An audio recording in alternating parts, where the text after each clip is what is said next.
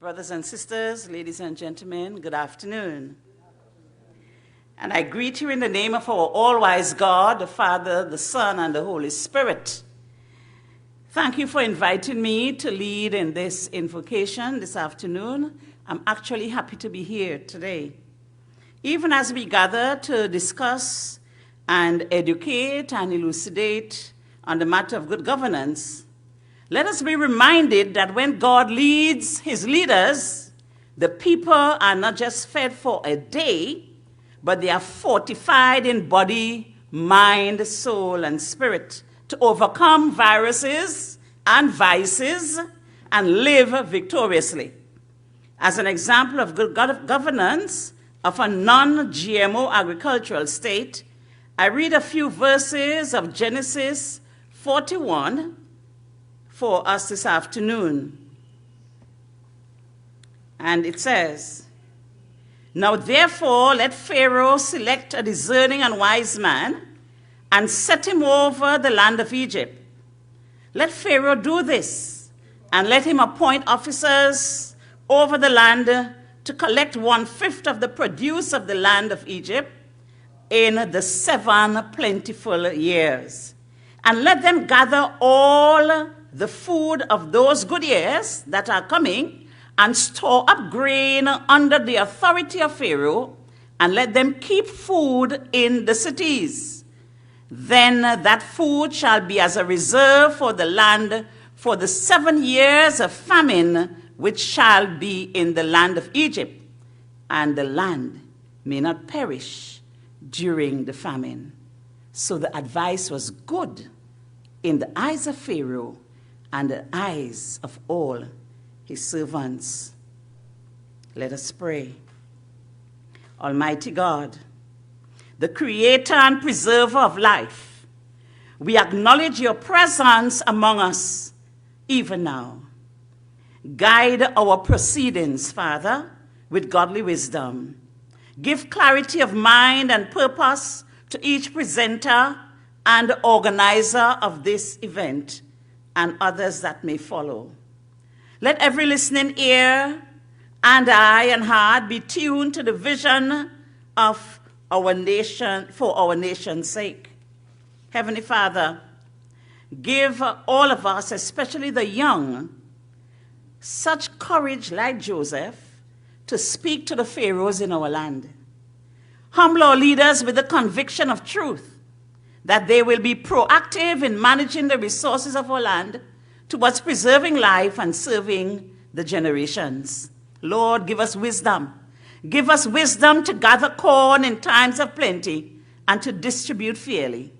Dismantle those greedy, selfish spirits which could devour the wealth of the land and demotivate those willing to serve. May no famine arise. May no virus stay. May good governance be experienced, and may your people stand strong and share with others in their need. We ask these mercies, God, from a humble heart and a penitent spirit, in the name of the one who gave his life for the good of all persons, even Jesus Christ, and we say, Amen. We are going to have a wonderful conversation that we will broadcast to the Tobago community. So you're on TV. And we'll give substantive meaning to the occasion by putting on a cultural event. We have Xavier Edwards, one of Tobago's finest artists, to introduce the discussion. Yeah.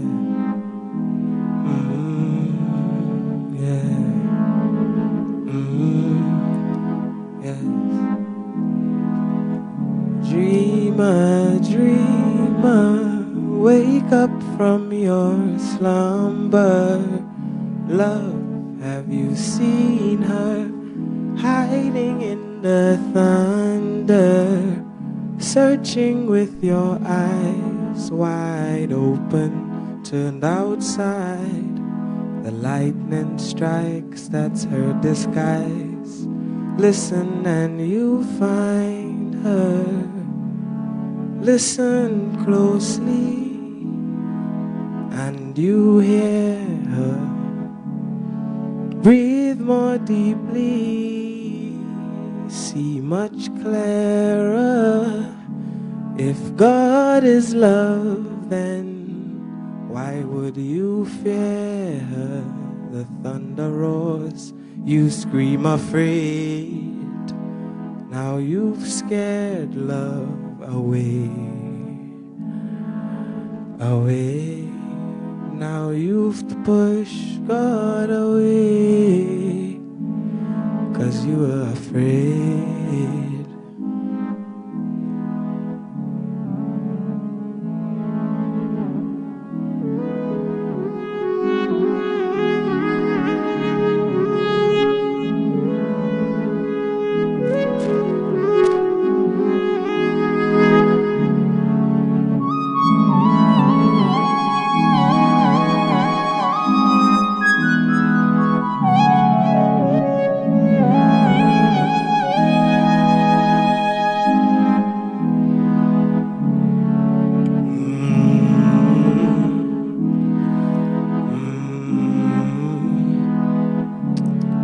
Could we sing something together?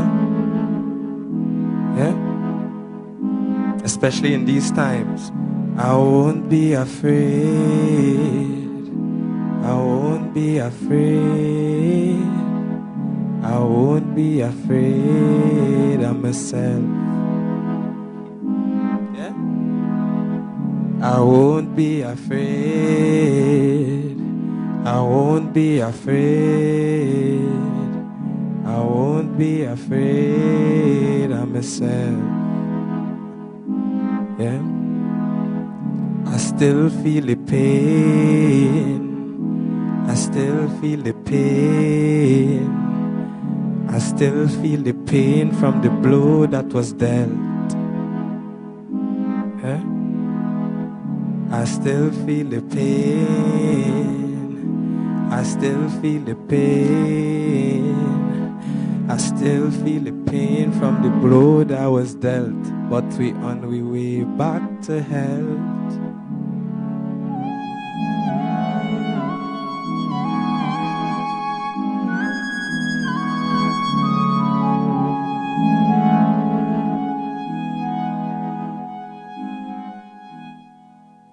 Let me welcome our former presiding officer and assemblyman from my district, Fali. These are the reasons we come here to talk about good governance, these young people. I had a crusade to bring out the youth to the session this evening, and they promised me that they'll be here in spirit, but they'll all be on Facebook listening, and they will send in their questions and participate in the conversation when we're ready to talk. The question we have to ponder on is critical to the current circumstances we face in Tobago, current political circumstances. We are seeing changes taking place in the way we're governing ourselves here in Tobago right now. We're facing the crisis of Corona, which is going to challenge the fundamental fabric of our governance arrangements. We just got the news that a case has now turned up in Trinidad and Tobago. We are going to need good governance to grapple with that. The question that came up in our conversations while arranging this session is this. As citizens, what do we mean by good governance? And as a social scientist, I can give you the answer we provide to our students. Good governance exists when the people of the society are able to control the executive that runs things for them. That's what we teach our students as economists and political scientists and lawyers and so on. And we pose to this very distinguished panel that we assembled here to discuss good governance one question. When you look at Trinidad and Tobago, what do you observe to be the fundamental problems of governance and politics that we have? And given whatever you observe, what do you think should be done to fix it? Isn't that a good question? Solid. And what we've done is to assemble a team that's structured to reflect what we think of as the future of the society. We have Latoyaa Roberts representing the youth. It is said in the annals of history, the young people must take the lead. And I think she will do that this evening. We'll bring her up in a second. After she speaks, we will have one of Tobago's most distinguished scholars in the history of the island, in Dr. Reginald Dumas. He will come up and he will speak to you. I'm telling you the rundown now because they will come one after the other and speak. Then after that, we will have one of our very distinguished persons as educator in Tobago. Her name is on the wall in this very library, and Dr. Eastlyn McKenzie. Every Tobagonian knows her. She doesn't need much in the way of introduction. Her distinction is so much. And then we'll wrap up, bring up the rear with the finest scholar we've produced in the East, among the wise men from the East, in Dr. Winford James. As the Easterners, we are all very proud of him. So we want to portray him for you. I'm an Easterner myself, so we want to bring him last. But the issues that they have to address are profound. What we notice here in Tobago, right now, we are seeing a change in the way we choose our government. Up until now, throughout our entire history, we went to elections and chose a government, chose the leader, and they took power, became chief secretary, and so on. That happened under Robinson, under Ochoy, Jeff Davidson, and so on. All of them, all the way through to Orville London and Kelvin Charles.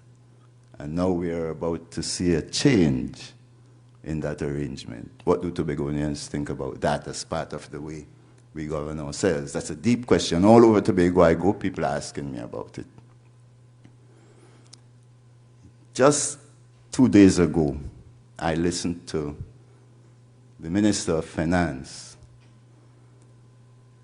making revisions to his last budget. In those revisions, he acknowledged that he was wrong.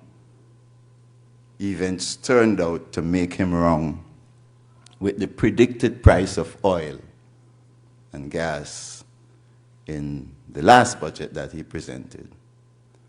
And he corrected himself and said, well, okay, now we predicted $60 back then for oil, and we predicted $2.75 for gas. Now we're going to change our mind because oil prices have crashed as a result of the coronavirus and the price war that's broken out between Saudi Arabia and Russia in the energy market. Prices have crashed, and so now we're going to revise our budget. We're going to face a big budget deficit. We'll revise the price down to $40 for oil and $1.80 for gas. When I heard him, I looked at the economic data that I saw around me and saw evidence that even the $40 is wrong. Today, oil prices hit $30. And the war between Saudi Arabia and Russia is showing signs of heating up. So oil prices are likely to go down to $20. That's going to put the country in a deeper hole. He plans to borrow $8 billion to fill that budget hole that has evolved out of this situation. But I want to tell you, citizens need to be aware and to find a way to tell the government that $8 billion is not going to be enough if you're going to borrow that. Why? Because what Corona will do is to so dislocate and disrupt the economy. As an economist, I could tell you. You see all the events, and my clients around the country are already calling, bawling about them being unable to get supplies from China and so on and so on. All of those things, plus other dislocations that will come once the virus hits. It will shut down the economy, and you will need another $8 to $15 billion to allow people to survive for at least a year and cope, businesses and so on, and cope with the dislocation. Good governance provides a way for the citizens, like myself and others, to be able to say those things to the government. The way we are organized today, it's very difficult for us as citizens to interfere. And anytime we talk, we're told, you're against me. You know, am I talking the truth? So what we want is to use that to set the context that it is important, this business of the type of governance arrangement we have.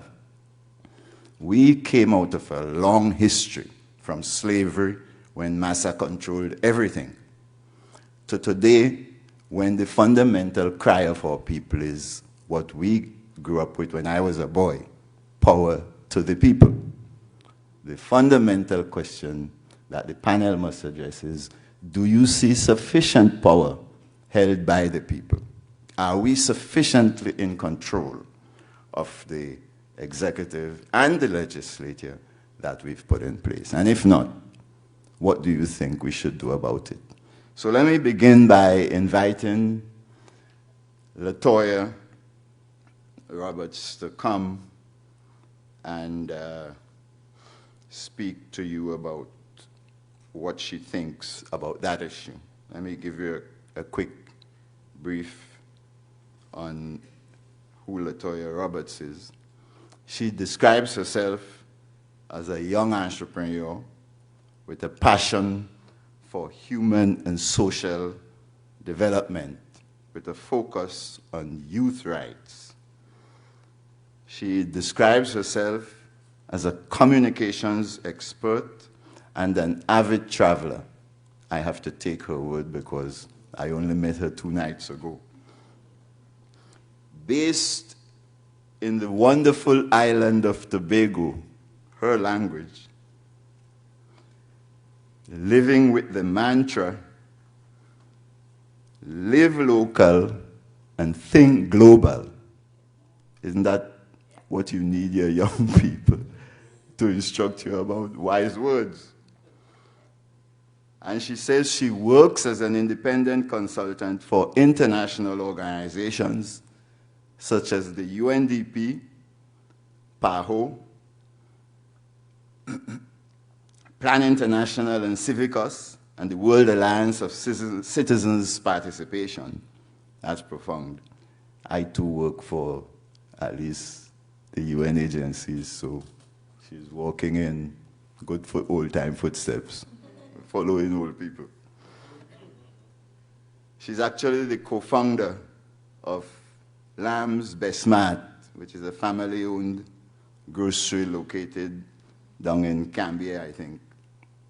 And she has a very busy schedule, but she loves to work with young people, and in particular to partner with civil society organizations such as the Tobago Writers Guild and the Tobago Literacy Support that has taken the time to put this important discussion together.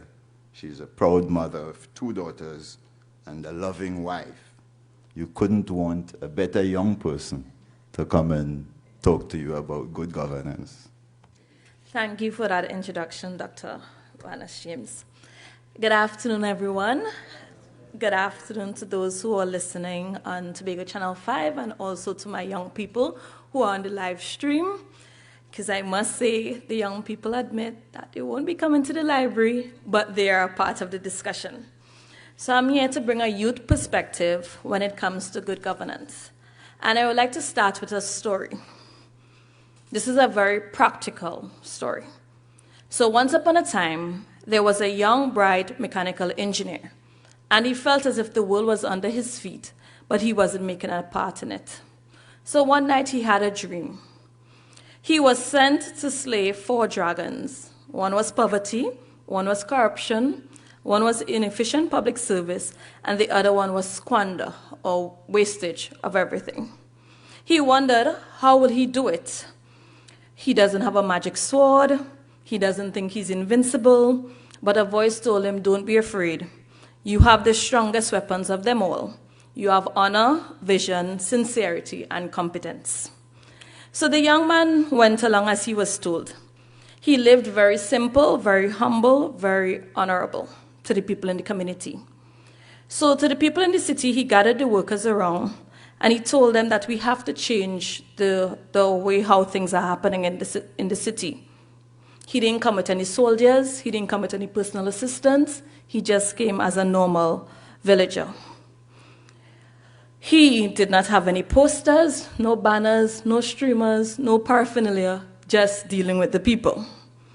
What a strange man, many people thought. But he always told persons his story and his vision.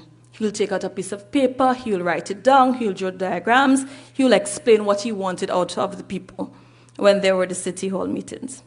And little by little, all the citizens began to understand his mission. They got a sense of where he was and where he wanted to take the city. Let us respect and give dignity to every citizen, especially the poor ones, he wrote down.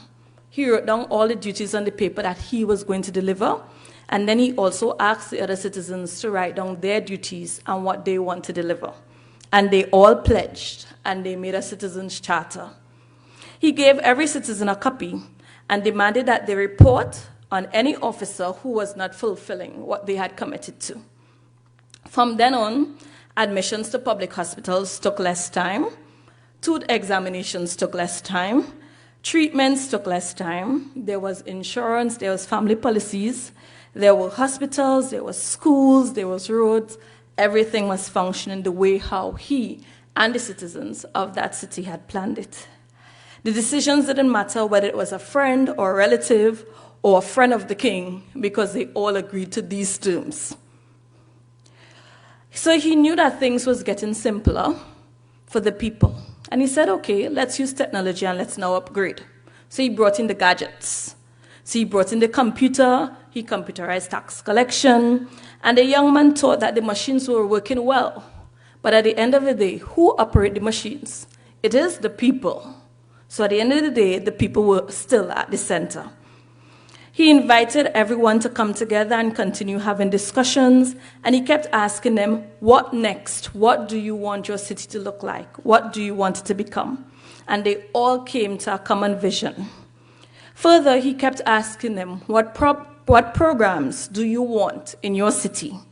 They answered they wanted schools, they wanted well-paved roads, they wanted every child to learn, they wanted textbooks in the classroom, they wanted microfinancing. The people told him what they wanted. And the young man said, all these wonderful programs cost money. The citizens said, well, we are willing to share the burden. We understand the overall goal.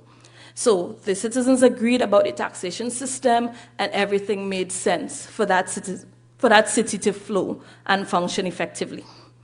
The young man was deeply moved by the trust he had in the people and also the trust that the people gave him. He vowed never to be unfaithful to them. He vowed to function in accordance with how they decided the money should be spent and their wishes. He often posted the budgets, he posted the contracts, he posted the cost of goods, he posted the vacancies, he posted how workers were selected. All major decisions were posted on that nice little computer system to make sure everybody had access to the information. And then he thought, if he leaves the kingdom, what is he leaving them with? Is it really the big roads, the big buildings, all the machinery? No, it was rather that his legacy was that of good governance. It was about him speaking to the voice of the people and what they wanted. It was about him giving the people power. It was about him guiding them to choose good leaders and organize them into a city that had a good people's council. It was about him making them official participation in the decision-making process and also the programs and the procurement system. In the end, this young man rose to be a well-respected figure in a city in the Philippines.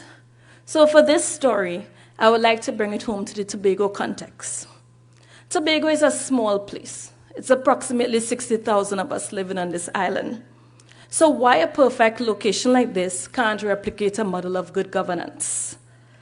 Why can't a small society, which is only approximately 300 square kilometers, that already have an existing local governance system, already have citizens who are willing, who are passionate, who are interested in self-determination, and also citizens that are educated and a part of what's going on most times in the country, why not? Why aren't they a part of the process? So I took the time to talk to my young people about what they think good governance meant for them. And many of them came up with these keywords: consultation, public discussion, accountability, shared control, consensus, participation, following the rule of law. And they strongly acknowledge that most times the mature people often tell the young people what to do, but they don't follow those same rules and laws. They spoke about efficiency and effectiveness, especially because we are a new generation and we kind of are the young generation who want things now. So if things aren't fast processed, if they're not rolling over quickly, then it wouldn't be a good governance system for them. Definitely transparency was one of the key words when it came to disclosing information and integrity and lack of corruption also in the country. Responsiveness. They said that the government need to carry out tasks that they asked them to do, not the other way around. So therefore, they also spoke about equity and inclusiveness. A government that is focused on the poor, the minority, the not so popular persons, the disadvantaged persons, and not necessarily those that are focused on what the party group wants or what the political members want. They all agreed that at the end, they honestly just wanted a government that will listen to them. Often we understand governance to be only the government, but it's not so. We understand that it's two different functions. Governance means that overall model that helps with the values and the systems that go in to the processes of managing your country. But whereas the government is usually that institution through persons that will manage the society. Too often the young persons believe that politicians become controllers rather than servants of the people. In the Tobago context, they believe that the political and economic development agenda is really fueled by a minority group on the island. These are not my words, but just recommendations from the young persons that I consulted. They said, we prefer a management structure that manages the public affairs and public resources that is systematic in such a way that the citizens can truly say and have an input into how these public affairs are done. They are very much educated and understand that not once every 4 and 5 years, they want somebody to come around to ask them what they want. They want it nearly every day where possible. Young people understand the rights of democracy, and they understand that when you have a representative, that representative is elected by them, and they understand that that representative is supposed to hear and admonition the ideas of the young persons. As a result, a key part of good governance is oversight. Who keeps these representatives in check? Who keeps them in check to make sure that the policies and the decisions that they made are the ones that they really wanted? And specifically, these are key recommendations that the young persons have given. The first thing, especially because I'm standing here representing the youth as part of civil society, is that young persons feel as if they are not given shared control. And shared control does not mean one person sitting on a government board or a government committee. But young persons want to be represented in the decision making. They want to be represented in the solutions. And unfortunately, in the Tobago context, we have many young persons wanting to be a part of civil society or are civil society persons, but they also, approximately 70% of us being employed by the THA. So there's always a challenge between when do they juggle, when is the young person right speaking up as civil society versus when you're working for a government. So we believe in having the civil society stronger.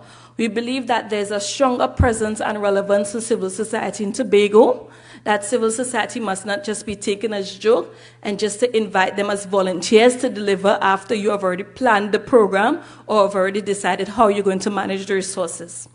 The young persons believe that civil society is a very strong element of good governance and it needs to be better managed and also promoted in Tobago, not as tokenism.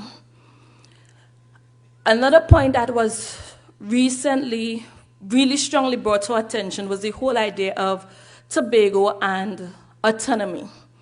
Currently, we understand the weakness of our current legislature.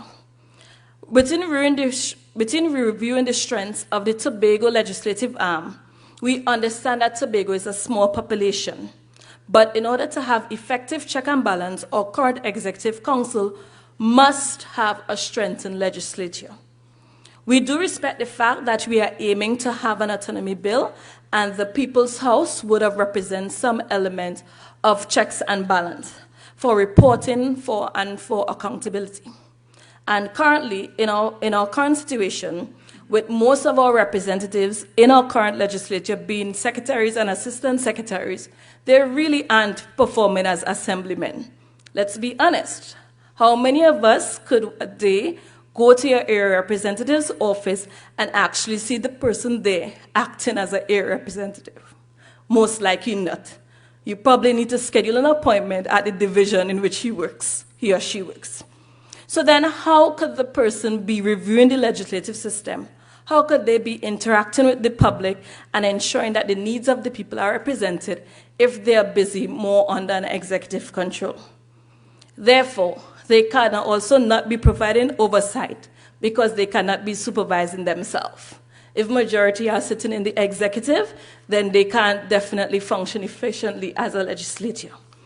Lastly, we believe that the role of the media is a critical part of good governance, especially for young persons. I would like to highlight that traditional media is playing its part, but also social media is a crucial element that could assist with good governance from a youth perspective. Young persons tend to be more vocal online.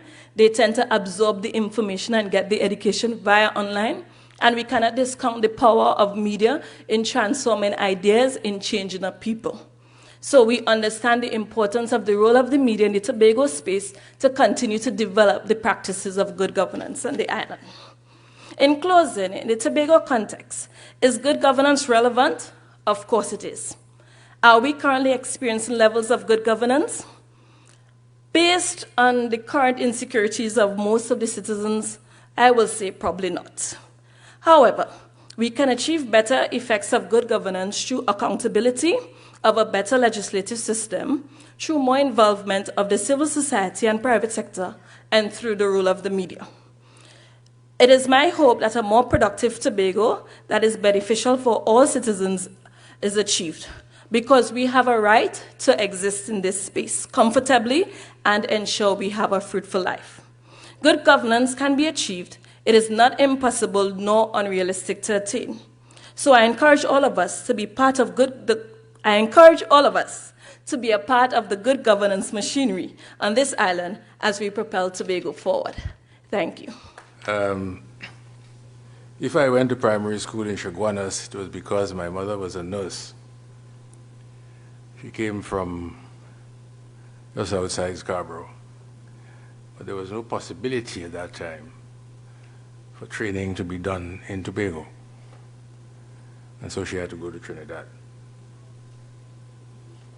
I'm not sure what possibilities exist now for training in Tobago, but she had to go to Trinidad. She did very well in her exams, following in the footsteps of another Tobagonian who became matron of the hospital here, that is Pearl Otley. And she was then posted to Chaguanas, so we had to live there.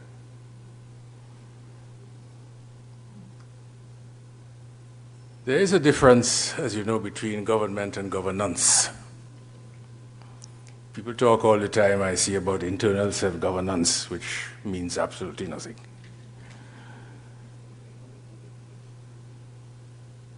You know what a government is, and you know that the government tends to have a policy, whether one likes it or not. Whether it understands its own policies or not is another matter, because I frequently wonder myself. And how the government carries out its policies is called governance. It's not confined, the word confined, governance is not confined to governments, because you can have good governance in a private sector company, an insurance company or a bank or whatever. How you manage your situation is really the essence of governance. If you manage it well, that's good governance. If you manage it badly, as I'm afraid from my own experience, is more the norm in Trinidad and Tobago and has been for decades, then it's not so good governance, sometimes, frankly, bad.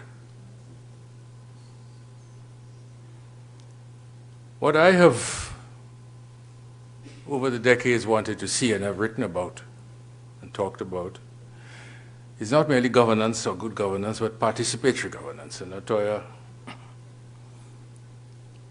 I told her after she sat down that there was perhaps no need for me to speak because although we didn't consult on the thing, I mean, she used a number of the words I was going to use as well.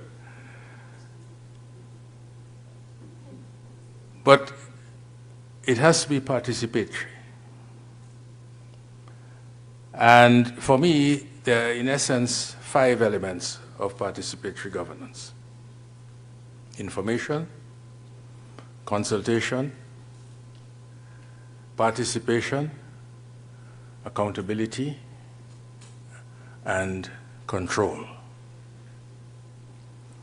Information in the sense that the people, if we're going to focus on governments rather than private sector and governance more broadly, if we're going to focus on government, information means that the people must be informed.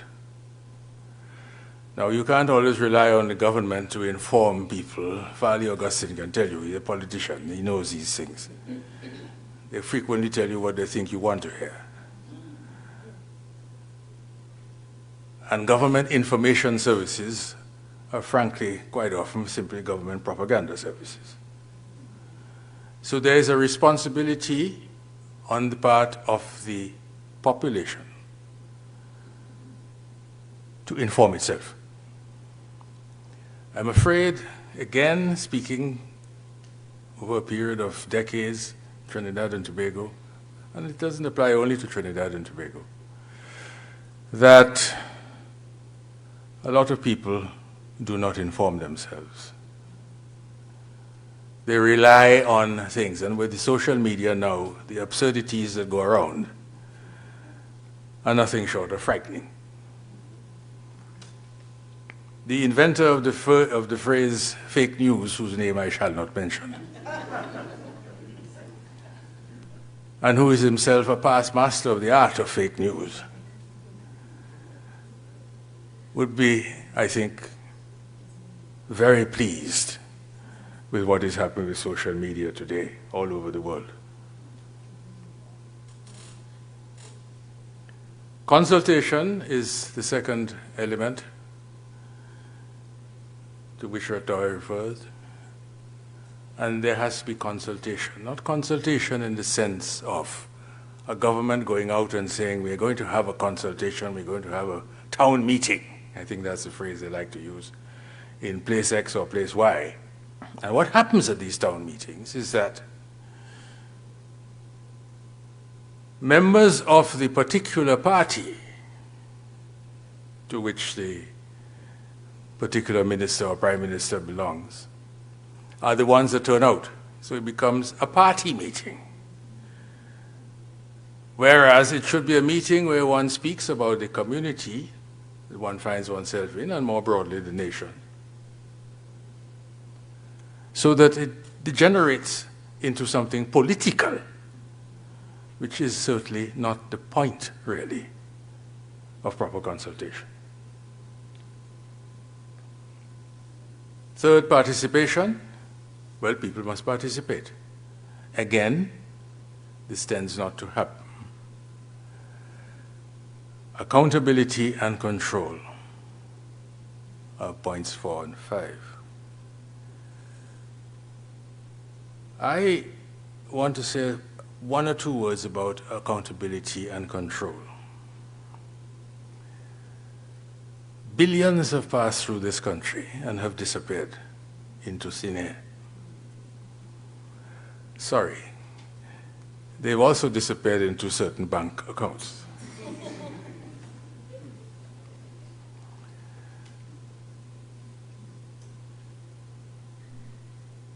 We've had enough of that in this small country of ours. We've had recent examples of the failure of accountability. You take the Darrell Smith case, for instance, which you know about, where someone is paid off, a woman is paid off with public monies for the what appear to be the private peccadillos of a minister. Who authorized that? Firstly. And who paid the money? This is taxpayers' money. A committee is set up to look at it, the 3 ladies, all of whom I know. And then we hear the report is a waste of time. But I know the 3 ladies, and I know that it is impossible for them to have written a report which was a waste of time. Do you hear anything about this issue? No. The Exchequer and Audit Act has been, on the face of it, violated. Because if a public servant, acting on instructions like this from a minister, shall we say, pays out public monies outside the framework of the law, then that public servant should pay a price. I used to be head of the public service, but that doesn't mean that I go around protecting public servants when, in fact, they have strayed. And I have reported even permanent secretaries to the Public Service Commission for action. And happily action was taken against 1 or 2 of them.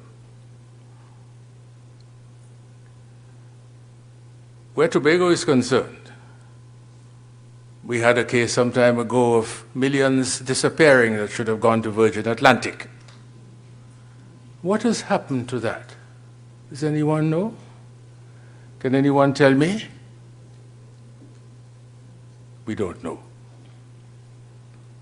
And now, most recently, not only has the Auditor General been unable to accept the accounts that have been put before him year after year of the Tobago House of Assembly, but most recently, this came to in my mailbox, Tobago Regional Health Authority payroll audit.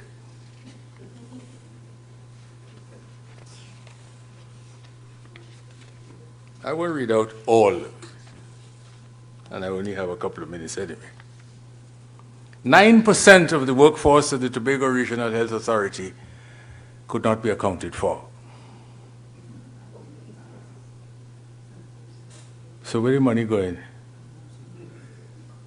How come they're being paid and they can't be accounted for?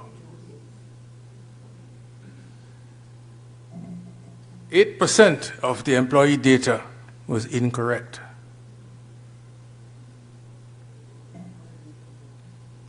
Employee bank details were incorrect.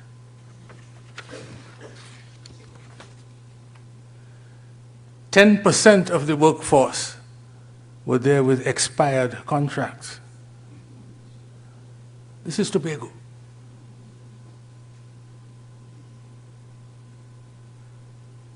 What do we do about that? It is up to, as Latoyaa said, civil society.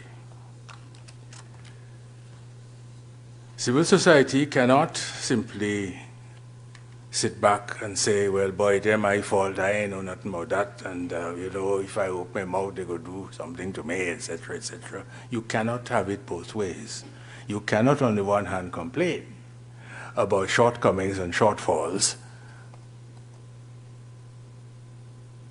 and on the other hand, do nothing about this because of whatever reasons. You can't do it. That is a cop-out. If you are not going to take action, shut up. I'm sorry. Keep quiet, because if you have no action to take, no recommendations to make, no standing up against what you see and what you say is wrong, keep quiet. Thank you very much, Dr. James. My colleagues on the head table, distinguished ladies and gentlemen, let me begin by thanking the Writers Guild and all its members for inviting me to be a part of this.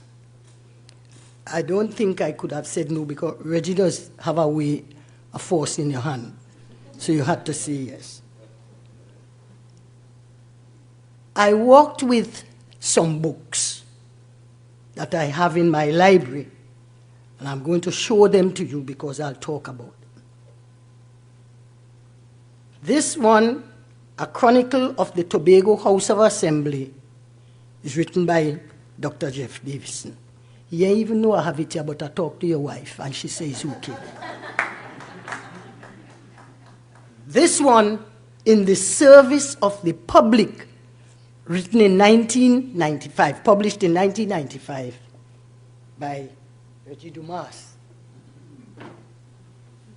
This one, An Analytical History of Tobago by Mervyn J. O'Neill. He's sitting down somewhere about here. Well, look him over there. He's not so very, very tall like me. I did not bring the 2 volumes of Susan Craig James's books because all you know, they're heavy and they're big. I also walked with Act 40 of 1996, the Tobago House of Assembly Act. I also have the 137 of 1980, and Reggie have the one of 1962. I have also the Constitution of Trinidad and Tobago. I walked with these to say to you, ladies and gentlemen, that the governance at times would come from policy and rules and laws and regulations and ordinances and whatever have you. Whether it be government policy, whether it be church rules, whatever organization, you have rules, regulations, and policy. When I listened to some of the statements and pronouncements made in the last few weeks, I was out of the country from December. I only came back in on February 9th. I recognized that a number of us a number of Tobagonians, a number of people do not know the contents of some of the ordinances, regulations, rules, policy that govern this island. They haven't, when I hear some real cock and bull story, which they say is part of the THA Act, I say, which one? But I'll tell you something, and I told this to Mr. Dumas when I came in. When I was studying in England, University of Manchester, there came one of my lecturers and he was saying, we hired an architect to do some plans for housing estate. They call them housing estate. And he came with the plans, oh my God, and he said, here are my plans. They are perfect. They will work extremely well, hadn't it been for people. So who we make them for? The point I am making, ladies and gentlemen, is that I am not saying that the policy, the constitution, the act and everything, whatever, I am saying that the policies, etc., the people must know. You can't object and put in new thing if you don't know what is existing. What are you criticizing if you don't know? And that brings me to the point that we have to embark on a series of sessions that we call public education. We don't do enough of it. And I often say, when we do it, don't carry the politicians. And it comes back to what Mr. Dumas was saying about when you have the town hall meetings, all the people them who belong to the party go in. So use the independent people who are not afraid to criticize and to call a spade a spade. And then people will come out. If Fali call a meeting in Speyside and not going, you understand? Fali is my friend, you know. Fali is like my son. I get Fali for the parliament to go to, is Australia maybe let you go? Australia. Me alone interview him in Tobago when they were sending a youth team to Australia. And I get up and say, so what about Tobago? How are you select all them people from Trinidad? And nobody. And they said, well, you know, we can't get anybody to go and interview them. I said, me go interview them. Call all of them, and he come. You don't know the boy? What me know about him? All I know that he was articulate, he was good, he was impressive, he knew what he was saying. I recommended him. When he went down to the finals in Trinidad where they're choosing from young people who 23 years old and have their degree in law. When he come, he just look at one Speyside boy. You see, his short sleeve roll up, so he think, me say, come. Well, down your short sleeve, straighten up your tie. He get the thing there, me don't want thing, me say, look what folder. Man, he lick them away. The next thing me know, he there Australia. What I am saying, ladies and gentlemen, the public education that we need must extend beyond party. So call people. Me, I am an unruly person, so I cannot be ruled, therefore I can't join no political party, because it doesn't have to rule you. But I admire the people. I admire those people who are in political parties. I admire them. I really does. I admire the stamina, the guts, the everything else. But I know my personality. I can't make it. Because that is it. So that is one of the things, the rules, the regulations. I also want to warn that governance does not always have to come from a written policy or a written constitution. People could govern through precedents, customs, habits, and so on. You think Reverend Moore have to write down and tell the people, don't come in church in the G Street? But wisdom, and you understand what I am coming from, where I'm coming from.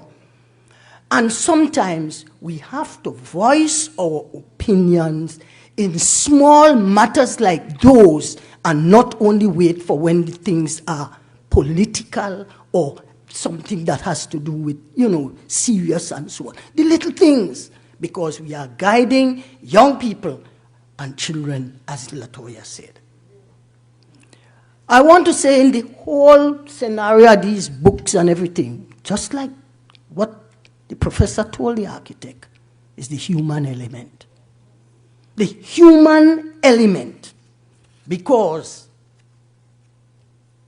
you have to know who is he or who is she. Don't tell me no 3 minutes. I don't know time and I cannot read.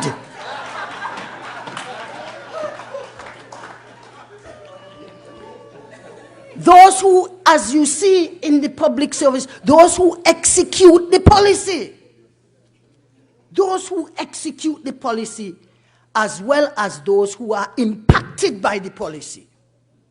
And this is what Latoyaa was saying. We're asking the young people and we're saying this, and just how we impact them.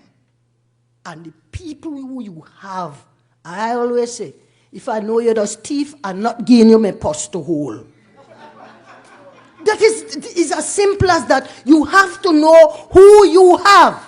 And I was telling Reggie, if I were ever called to a screening committee to take people for the THA Act, they have to know the Act. A questioning them about the Act. I'm not asking them where they're born and where they grow and this and that. A questioning, do you know the policy under which you will be governing people? This is the situation that many times we do not have the people with the capacity, the temperament, the knowledge, the whatever have you. Is not only the popularity that me sending you there because you go win. We have to stop that. And what I am saying is this: we have to know who we have and who we sending there. So the human element, you have to know the law. You have to know the interrelationship with other sectors. Then giving me the information is like an assembly line. The information you give me will let me feed into this next step, will let me feed into that next step. So we have to work interrelatedly. Some people can't work with nobody but themselves.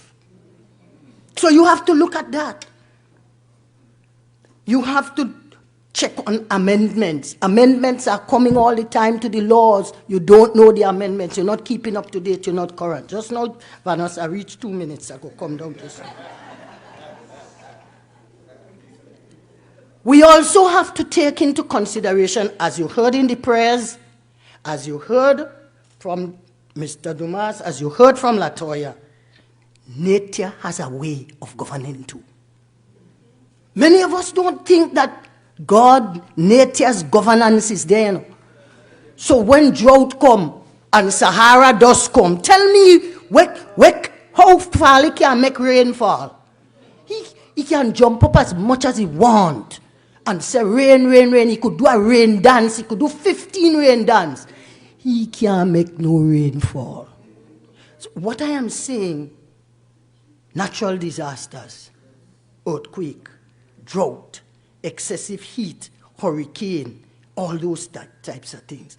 We have to know, what do we do now? We have coronavirus.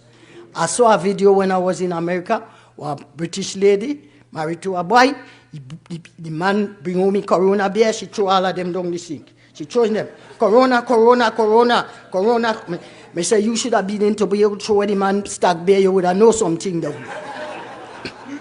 In other words, she had no idea that the name Corona bear no have nothing to do with the virus. That is what we people just call chup it like a jackass back foot. Interrelated. Action here affects action there. You understand? Race, religion, politics. We the people public education, where we have to start now, and this is my final point, Dr. Vanos. We should have this room filled with sixth formers. Today, I know from our ethics committee of ethics and political thing that you mustn't curse people and all of that and personal and so on. Dr. Professor or Dr. Bishnu Raghunath. Last Thursday, he had a session of sixth formers talking to them about politics and how you behave and some of the things that Latoyaa and Dr. and Mr. Dumas spoke about. We have to start to move into the secondary schools. Some of them could vote already. Some of them are in positions where they are taking decisions. And therefore, our public education must not only be for the people who are adult people in the communities, move into the schools. Talk to them in nice ways. Make a skit, whatever you want to do. But let us educate them so that they will equip themselves so that when the politicians come around to their village, they will be able to say, and sir or madam, how are we going to manage? Just like Latoyaa did, canvassing her young people to come up with ideas. But they have to know the ideas cannot be implemented just so. We have to change systems and structures. They have to know and they have to let their voices be heard. But you have to encourage some of them to read. They don't read. They do not read. We have to encourage them to read. And those who read and are older and are so, they study, they migrate, they go on and everything. And I will tell you something. I'm glad to see people like Fali from the East. I always used to quarrel, but not so much with Winford, but Natimo and some of my friends, I used to quarrel with them when I said to them, the amount of you from the East who migrated to the West because of secondary school, this, that, the other opportunities, and so on. You left the East leadershipless. So the strong people from Charlottesville, Belgarden, and all those places, they migrate down here. Make down here strong, and left up there devoid of leadership. And I used to beg them and say, even if it's on a mountain, go up, talk to them boys in Charlottesville by the beach, inspire them, motivate them. And my 3 minutes up. And now we see that. Thank you very much. Ladies and gentlemen, thanks. I wonder who are the people who are holding the purse that, well, who you are refusing to give your purse for them to hold on to. Yeah, well, I'm happy to be here, folks. Good evening, all. Before I get into the meat of my matter, let me just say that my wife called me. If you saw me walk out there, she called me. You know, when your wife calls, you have to answer. And she was saying, I just heard that they quarantined 30 CAL staff. 13. I thought I heard 30. And the implication to me is, how about coming home tonight? How about going back down? So I don't know what has happened there. Well, I like the program that we are participating in this evening. I want to title my presentation, Time for True People's House. Yes? And I believe we should start by diagnosing the condition of Tobago, yes, before we can talk about the kind of governance that we should have, preferentially. So I'm going to give you a diagnosis, and I want you to understand that you can have your own diagnosis, right? Whether you agree with me or not, treat the points I'm going to be making as assumptions about Tobago's condition. So I start off by noting that Tobago is an economic ward of Trinidad. Persistent annual net transfers from Trinidad we get every year, and yet there is no growth of the economy. There was no restructuring of it to enable the island to fund a large part of the revenues, the tax revenues that we spend. The THA has to depend on the Trinidad economy for 78%, one estimate, of the revenues it spends. And there is a mess of mismanagement everywhere in the island. Pache, the current executive of the island, has been a mess of mismanagement on the sea bridge, but no steps have been taken to take over the management of the air bridge, either the air bridge or the sea bridge, in keeping with Act number 40, Eastlyn, of 1996, where the House of Assembly is in charge of transportation, air and sea, and wharves and ports and so on, right? Nothing has happened. And in the meantime, of course, a lot of businesses have been wrecked because of the mismanagement. And this is now not this time by the House of Assembly, but by the government, because the Prime Minister took over personally to bring the solutions that Tobago has needed. There is a continuing lack of resolution of the problem of land titles in Tobago. There is insufficient autonomy, self-determination, if you wish, for Tobago within a more sensible union of Tobago and Trinidad. Even when the central government and the House of Assembly are the same, belong to the same party, as is the case now. Yes, problems are not being solved. You thought, or if you thought, that problems would be solved because the party in power in Tobago is the party in power in Trinidad and Tobago, then the evidence will tell you that that is not the case. Yes? In fact, the man who I thought would represent me as a Tobagonian, the chief secretary, was a little pussycat in the scheme of things. Yeah? We have an exceedingly weak private sector. We have a situation in which the state House of Assembly employs most of the people, most of the workers in the island, over 70%. Yes? 78% by one estimate. Right? So that employment is enabled by government policy, not by any program, any robust program of income generation. And since I began knowing myself, the young talent of Tobago exits the island religiously. In their teenage years, many of them do not come back. We have poor retention of local skills and local talent. And this is an annual affair. And I was involved in that, although I think I spent quite a lot in the island. I spent about 29 years in the secondary sector. Yeah? Even though I spent some time at the university, I think I engage with the population through my columns, and through fora like this, right? But my daughter, my elder daughter, is in the Cayman Islands, having fled there for better opportunity.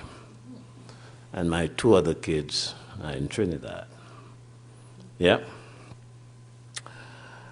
So there's this perennial brain drain. And if you consider what I have just said there as assumptions about the condition of Tobago, the diagnosis, and we can talk about the kind of governance that we have been experiencing and what we need to do to change it. So you remember that in the period 2010 to 2015, the People's Partnership was in power, right? Is that correct? Everybody remember that? They say we have a very weak mind, a memory of things in this country, 9-day wonders and so on. But Vanilla Allen Toppin was a member of that PP government, right? And I believe she was a representative of Tobago East. And Delmon Baker, Dr. Delmon Baker, was the minister in the Ministry of Finance, and he represented Tobago West. And of course, we have had houses of assembly, where we have had secretaries and non-assemblymen in the House. But we have been operating a system of representative democracy. Toppin and Baker were elected to represent their constituencies in the parliament. But as ministers, they were representing the prime minister. They would argue that they financed projects in the island and reported the views of their constituents to their political significant others. But they were mostly silent in the House. You remember Stanford Calendar? He's the best example of silence in the House that I can recall. Yeah. They just joined that particular tradition of silence. It was not for them to speak. Yes? Their party trumped their constituency. Constituencies vote their MPs into government, then leave these representatives to mostly their personal discretions in representing them. There's no agenda that any assemblyman that I know has of his constituency, his district, that he takes to the House for conversation and debate. Never happens. Yes? Even Robinson said that he was the worst representative at the time in the country. And he was thankful that the people still persevered with him.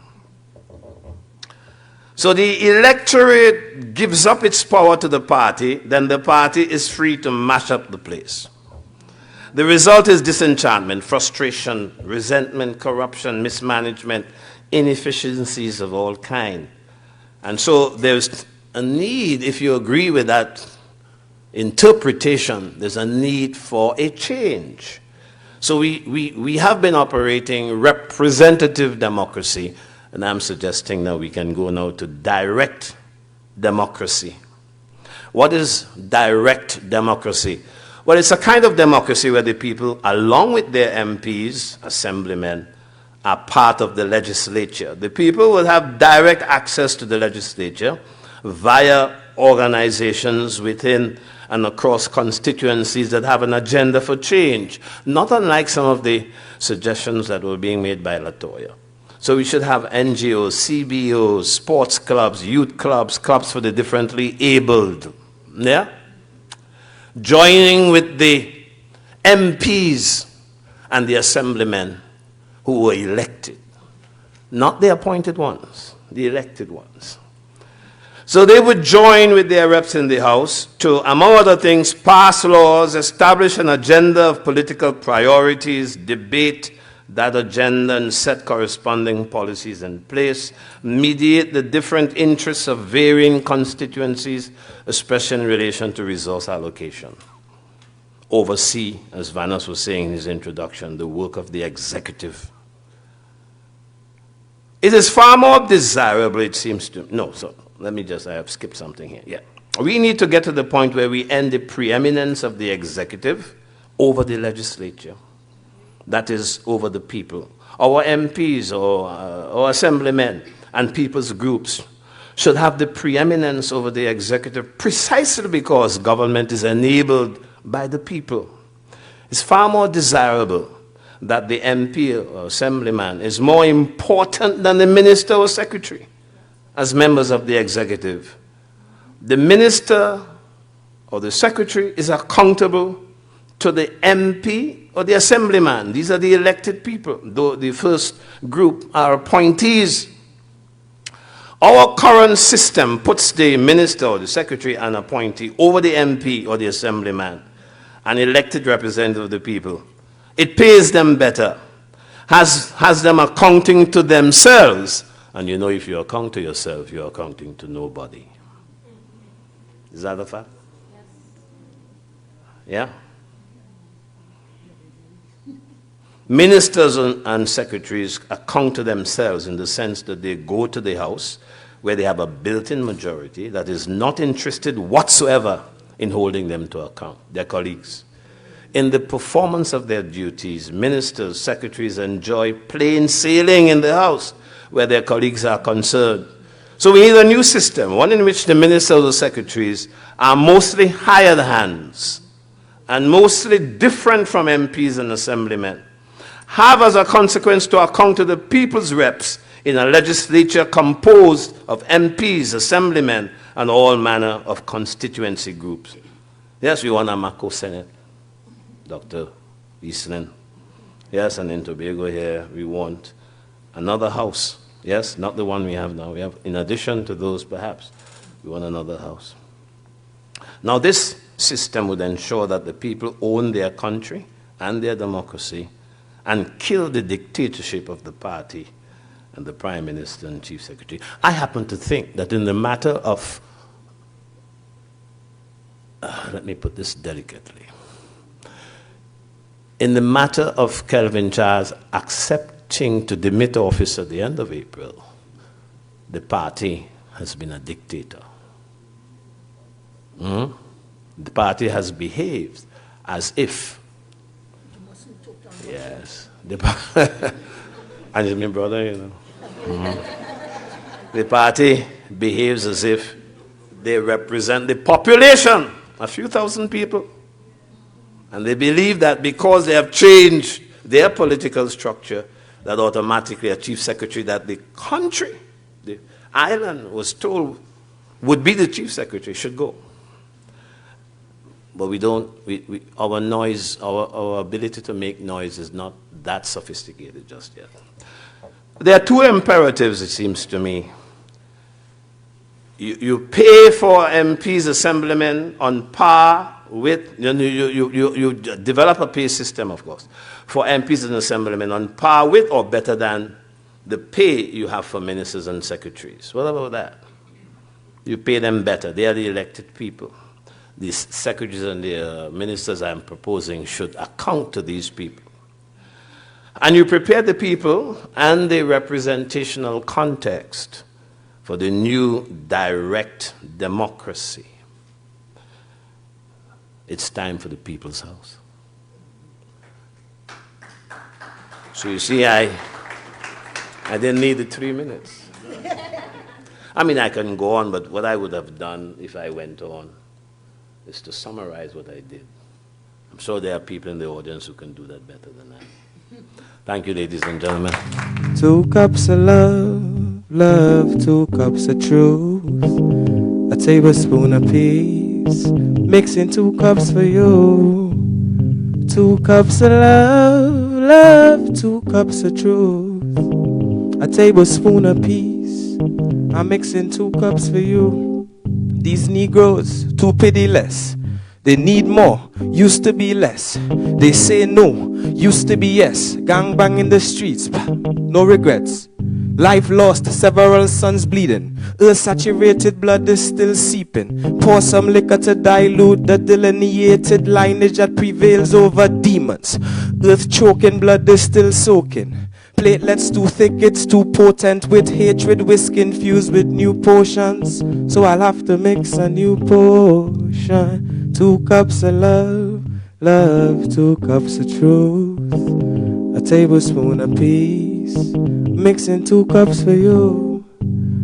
2 cups of love, love, 2 cups of truth, a tablespoon of peace, mixing 2 cups for you. Please remember, pour your libations. You can quote them, screw a citation.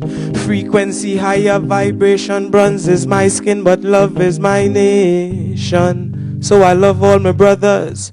Whole spectrum involve all the colors. But when I look on the paper, it's bare black boys I see drawn on the covers. So spread love, black boy, and avoid the tabloids. Don't wanna see your children crying. Spread love, black girl. Know that you could change the world. More life, no pointless dying. 2 cups of love, love, 2 cups of truth, a tablespoon of peace. I'm mixing 2 cups for you. If I say spread, you say love. Spread, spread. If I say spread, you say love. Spread, spread. If I say live, you say free. Live, live. If I say speak, you say truth. Speak, speak. 2 cups of love, love. 2 cups of truth. Furthermore, let me level that up to about 4 cups of truth, since we're dealing with accountability today. Yeah? So we change the recipe. 2 cups of love, love. 4 cups of truth. A tablespoon apiece. We need 2 cups in true. Yeah? 2 cups of love, love. 4 cups of truth. A tablespoon apiece. Peace and love to everyone. Thank you all for allowing me to share. Bless. You're watching history developing right before your eyes. I've spent a career watching and studying and reporting on the development of Caribbean music. And what I'm hearing from Xavier is almost the emergence of another dimension beyond rapso, beyond dancehall, beyond soca, right here in Tobago. We're going to have to come back here one of these days and talk properly about how we could develop the musical talents that we have all over this island and build a creative industry that's worthy of our people.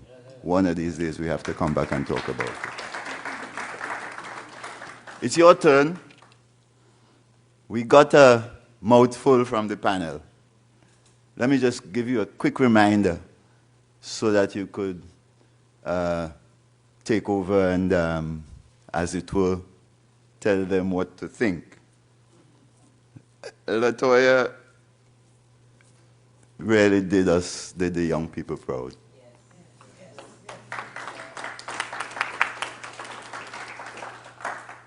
The voice of the people, she said, must be heard if you're going to have good governance.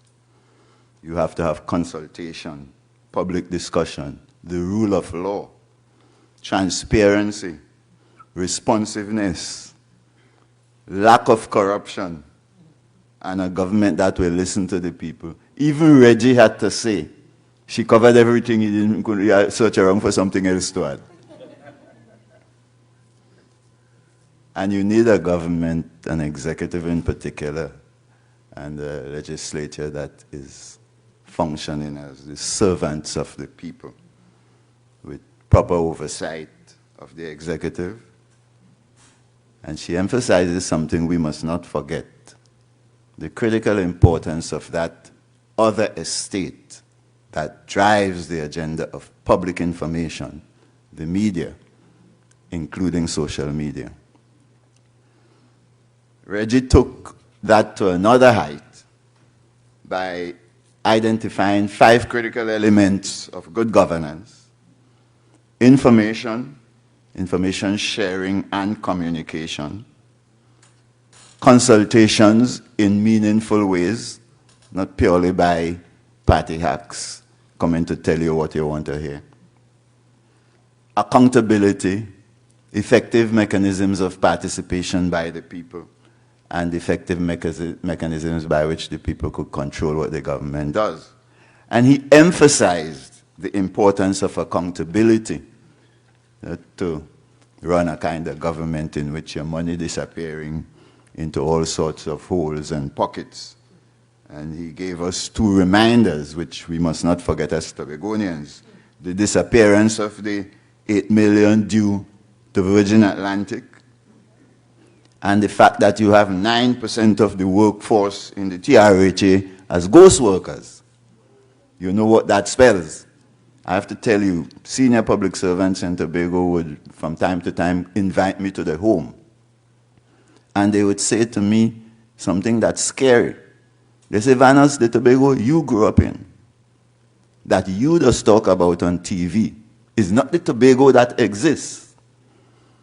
In the Tobago that exists, there is so much corruption in the THA that I just go to church and meet the same people I know that's thief in church, and I'm ashamed to be in the same church with them. Tobagonians tell me, Vanas James, that, who working in the current THA, It's completely shameful. This is not the kind of Tobagonian that we know. What you thieving the people money for? This is what my mother would have asked them. And Reggie emphasized that civil society has to get involved and the people must become active if those kinds of problems have to be fixed. Of course, if we the people thief, as Eastlyn pointed out, then we're in trouble, no? I mean, you can't be a people with corrupt practices in your daily life and have good governance preaching to the government when you, the people, practicing something else. That's Eastlyn's point. If you know Amanda Steve, not giving me a post to hold. She makes a point. I published an article about 5 years ago in a book by Professor Ken Hall on the very topic Eastlyn really raised here. She said, you want good government. In fact, don't cite me. Jean-Jacques Rousseau in France made the point she's making. The people get the government they deserve. You need arrangements for proper public education so the people would know how to govern the government they have, that they employ, so that the people would know they must not behave as if the government is their boss rather than the other way around. They are the bosses of the government and the owner of the country.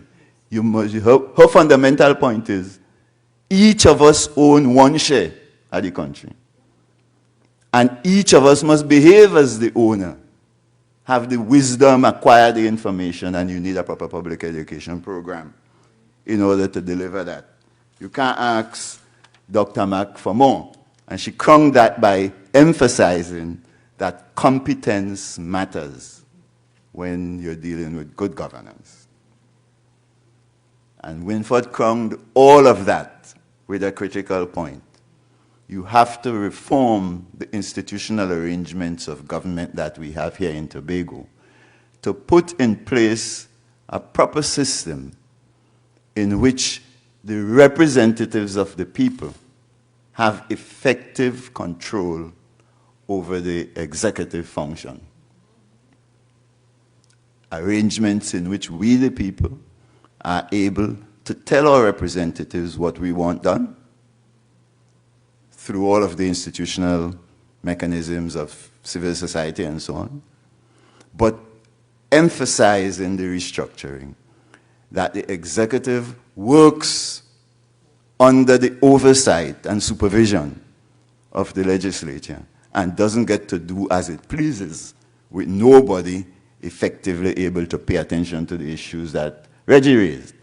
If you're thieving, the legislature has to be big enough and strong enough to investigate you, the executive, and check if you're thieving or not. And remember, this executive is something you give your guns to. You give them your money to control. They have all your contacts from day to day. They know everybody. The legislature just watching on. They need to be empowered under the law and the policies that Dr. Mack talked about to be able to do the investigation. They're looking after the fact. They're looking after the things happen, but they must be empowered to look. And so when the Auditor General reports, it mustn't just go and sit there for the executive to decide if something is to be done about it. The legislature must independently be able to take up the matters and check and get something done about it. That's the substance of Winford's point. What a great set of contributions by our panelists. Now it's your turn. I want to take the opportunity, if you give me the chairman's privilege, to begin the public contribution by asking, Irene, come to you in 1 minute. I want to simply begin by asking my representative from the East in Tobago, Farley Augustine, who Eastlyn boasts about, to tell us what he thinks about all that has been said by the panelists. Farley, you are a Charville man. So you know a bias. So what space side? He's a, all right, good. He's a Easterner. You don't recognize boundaries anymore. But go ahead and use that mic, Doctor. I took a few notes, and what I found interesting is after Mrs. Latoya's presentation, I wrote some questions, and by the time Mr. Dumas was finished, they were answered. And then the questions I wrote under him, by the time he was finished, Dr. McKenzie answered. And then the questions I wrote after her, by the time she was finished, Dr. James answered. But a critical observation. The question is, who told you that you cannot speak? Who told you that you have to accept victimization and accept things as they are? Who told us that? Who told us that we can't participate in our democracy? Who told us that we can't write letters to the editor, that we can't go and find our area representative or our MP and talk to them? Who told us that we can't agitate, that we can't organize? Who told us that? And the answer really has to do with education and how we were educated. And not just in the formal sense, because that contributes a lot to it.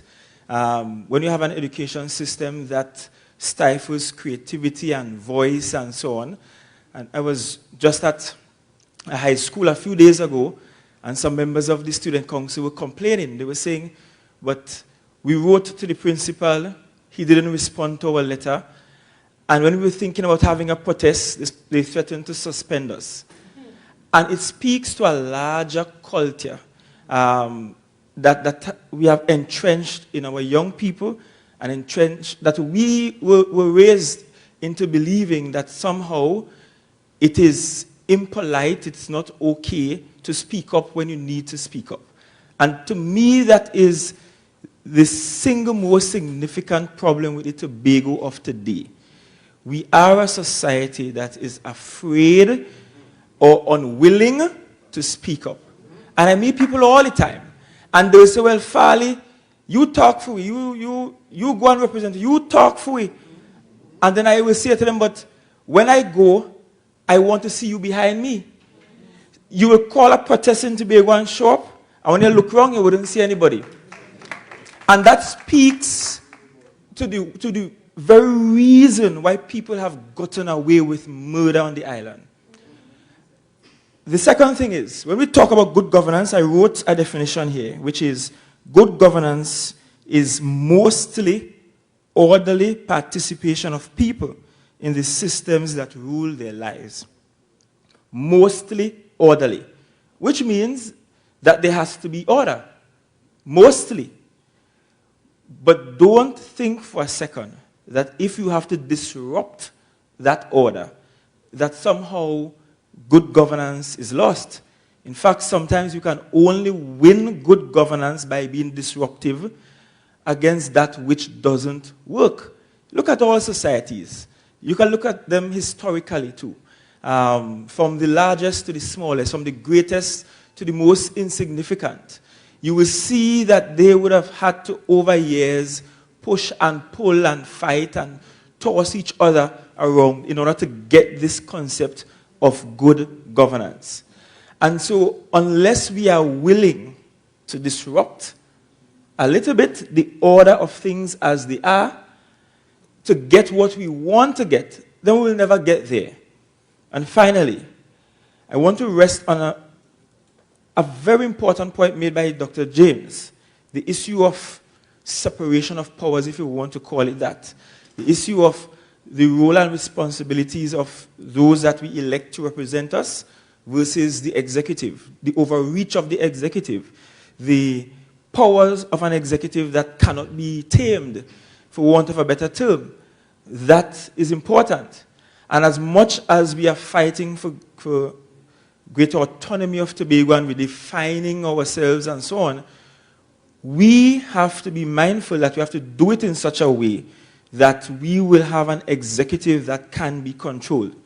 From my experience, very short experience, only 3 years, and I'm grateful for the privilege of the 3 years, we have a system based on the THA Act where the executive doesn't even have to report to the THA.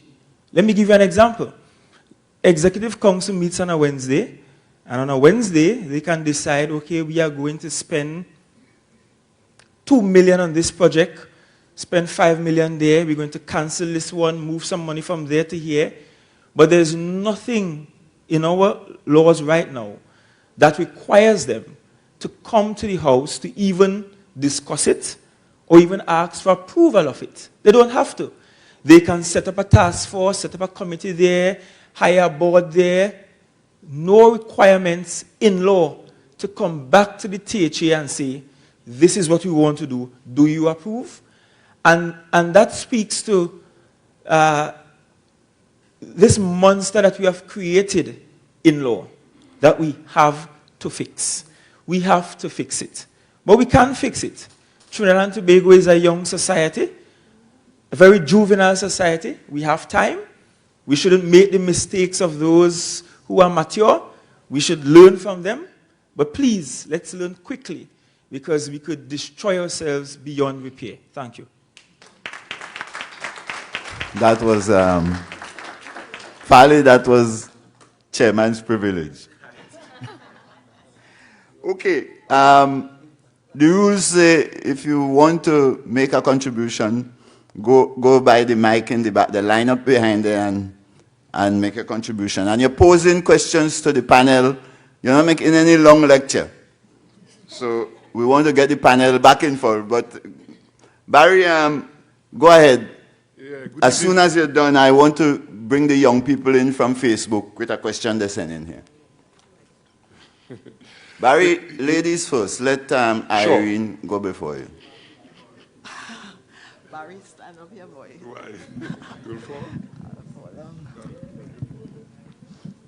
Good night. And good night to the distinguished panel at the head table there. My concern tonight, I listened very, very carefully, and I did not hear some languages. I did not hear some words. I want to share tonight, we have 36 voices in Tobago, east to west, north to south. And those 36 voices are very, very important.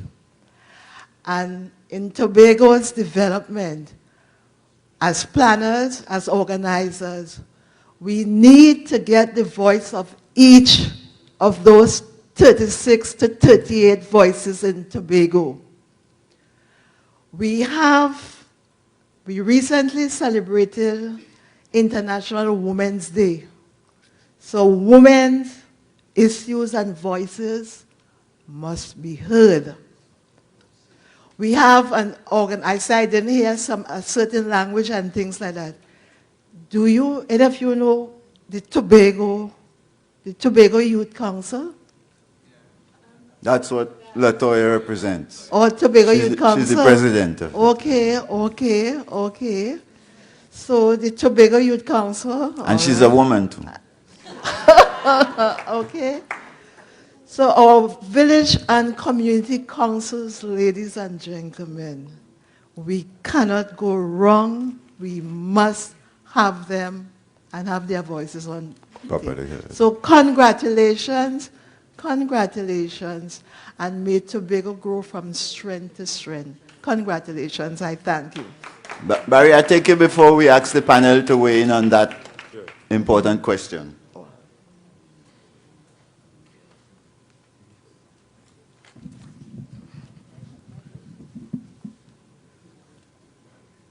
Go ahead, Barry. You go ahead? Mm-hmm. Oh, yes, good evening or good night, or the case may be. All right, my contribution, I just want to, I know as you said, the youth is on Facebook tuning in.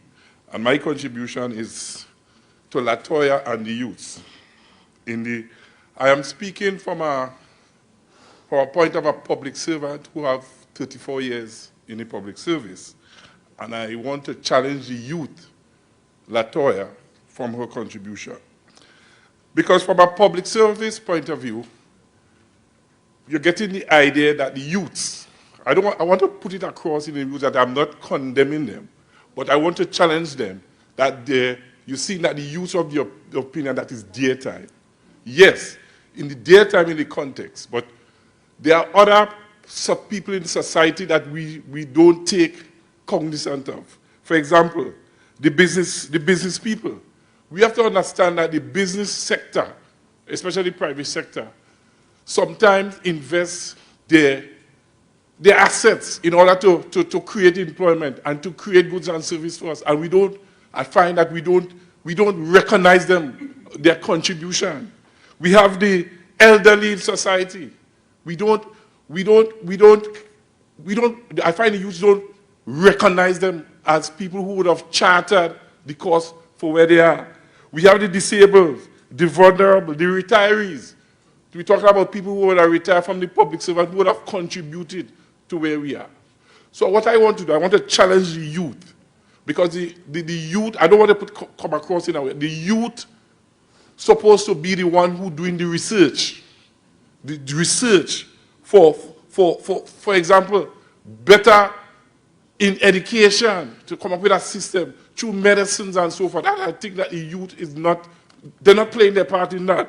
They must show more respect, as I said, to the business people, the elderly, retiree, more love to these people, and to come up with systems of accountability and so forth.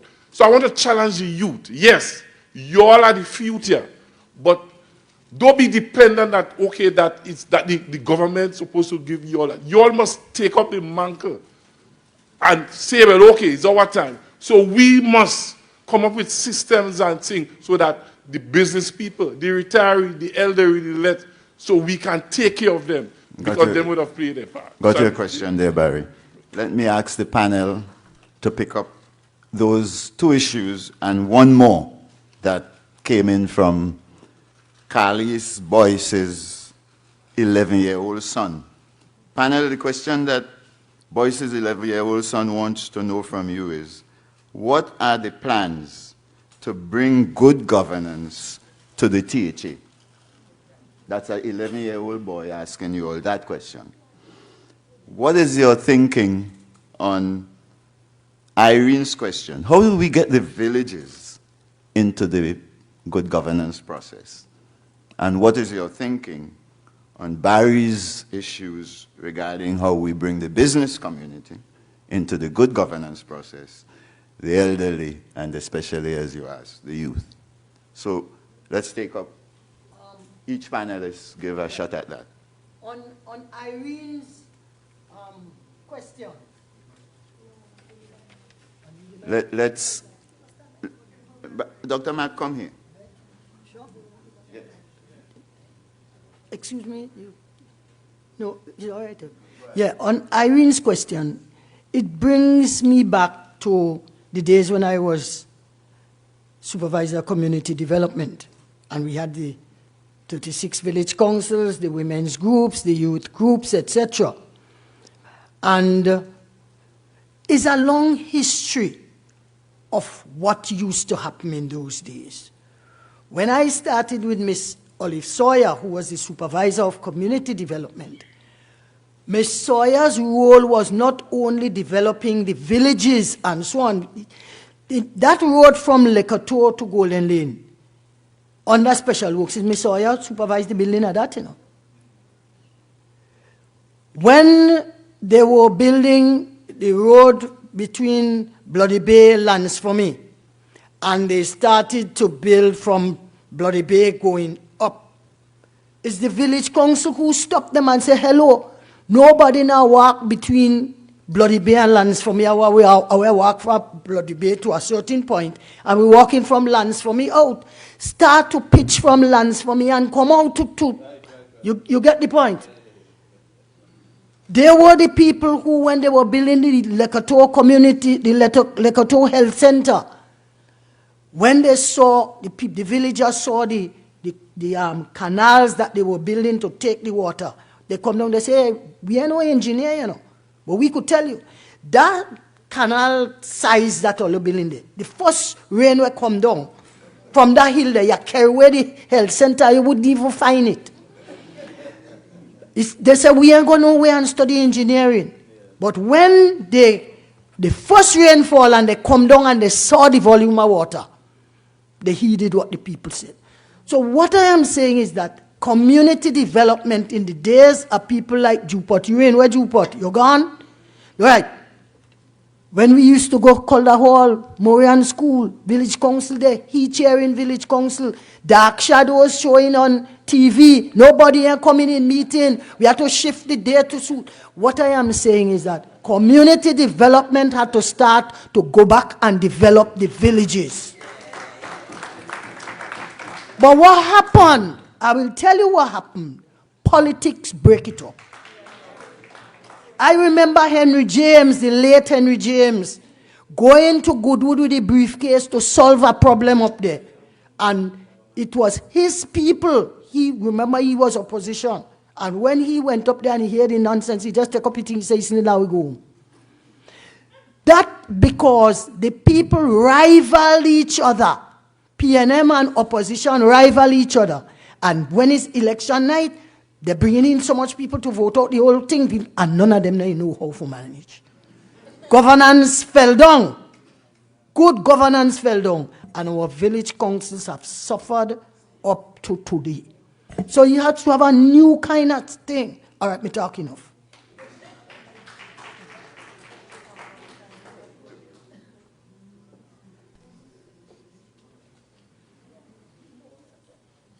Thank you, Mr. Barry, and I appreciate the question about the youth. I don't know if you remember in the presentation, one proposition that the young person spoke about was shared control. And we realize in the Tobago space, a lot of youths are placed in positions based on tokenism. I know for a fact many times when I do represent the Tobago Youth Council, I followed very lovely with my THA counterparts, and I go back the following time to the meeting, and again, I put my recommendations there. At this point in time, I believe the Tobago youths have a lot of brilliant ideas, but many times their recommendations and their ideas weren't accepted, so many of them have chosen not to contribute anymore. I can tell you that for a fact. Also, I also want to encourage that Tobago needs to be a bit more socially inclusive.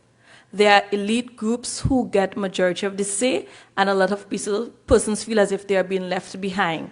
So if we have a more inclusive society where, for example, in the appointment of the THA boards, I don't mind if you're choosing persons from political groups, but you also have to look at all the other sectors that exist on the island and ensure that they are all there. So I have no problem working with any side of the table, but I do agree that after young persons go time after time after time, we are impatient in nature. Let's be real. Young persons prefer not to expend their time and energy if their contributions are not felt. So shared control at this point in time is what we have been advocating for.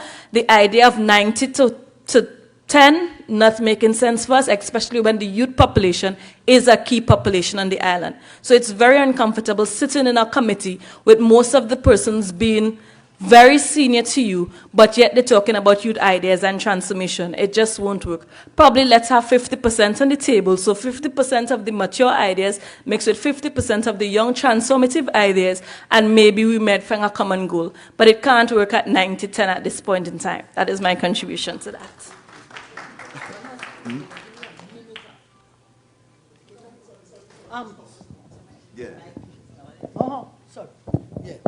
I just want to say one thing. I want to give an advice to Barry. In 1974, I was a youth. We discovered that there was a lack of facilities, education, etc. for the group of people you talked about, the special children. Voluntarily, we formed a committee. We got the worker, everybody, district nurse and so on. When you find a child born with Down syndrome or so on and so on and so on, refer the child to us. And we have been operating, I'm telling you, but me all know, but think 1946 years ago, me not be old as me did know. We started a voluntary organization. We volunteered our services and said, we're going to do something about these children. And we moved from that. 1976, we start a school, and the school at Signal Hill, we volunteered and built it without a cent from government audit. It didn't have no THE them times. All we do is beg them for the land. And it was in 1998 that Mr. Robinson made our school an assisted school. I'm saying this to say, start. Don't wait for nothing. If you feel you want to think, 12 or 10 or you start and say, we're going to do something for the disabled, or we're going to do something for the elderly, or we go and read stories for them. We go and tell them you have plenty of avenues where they're in homes, they're in geriatric wards, they're all about. All are we're going to go and sing for them, we're going to do this, we're going to do that, we're going to do it. Up to now, our Happy Haven school children, they still go to the homes, Valentine's Day, they carry things, they sing for the people, they dance for the people. They can't sing sweet, but they can sing and do things. And what I am trying to tell you, get them to volunteer. If they volunteer one thing for the year, they do something. God bless. Thanks. Reggie, I want to focus your attention back on the question that Irene posed. How do we get the villages into the governance process? To me, it's very, very difficult at this point. Okay. And to me, the basic reason is the one that Eastlyn talked about earlier, the introduction of politics and party politics. The communities have become divided along political lines. It's a question of this one belonging to this party and the other one to the other party. And it's only involved in all of this, of course, is the overall concept of power. We have come to a place where we are not so concerned with the community as a whole as with power within that particular community. And that power is essentially, as far as we are concerned, political power. So we forget about the needs of the people, etc., as long as we have office and we can pick up the phone and call this minister or that minister, as the case may be. I'm not pointing a finger at any particular party, because in my experience, there is a similarity of experience and behavior. That is, to me, the major hurdle that has to be overcome. One will have to go out, and a couple of weeks ago, someone called me from Goodwood. He was going to be meeting with the community people there, and I said, now make it clear to them. If they want some of us to come out and speak to them about whatever they would like to speak about, but we're talking about Tobago now. We're not talking about this party or that party. I don't belong to any party. I have very carefully kept away from joining any political party inside or outside Trinidad and Tobago for all my life. And I'm too old now. I'm too old even to form one. So if they want to do that, some of us would be happy to come. I spoke to you about it, Vanas. We'd be happy to come and talk to them in terms of the development of Tobago as distinct from the development of this party or that party. And it comes, if I may say so, and I have to introduce an historical element here. We have operated in this society, in Trinidad and Tobago, on a top-down basis. People become ministers and suddenly they are in charge. In charge of what or whom, I have absolutely no idea, because they've just asked you for their vote, for your vote. You give them the vote, and all of a sudden they're in charge of you. But the top-down thing comes out of colonialism. And we are still practicing in Trinidad and Tobago today a colonial system. We call ourselves a democracy. We say we vote every so often, and we have a parliament, and we have an executive, and then we have a judiciary, and we have a public service and a police service and so on, etc. And look at us. We are a democracy. We're not like North Korea.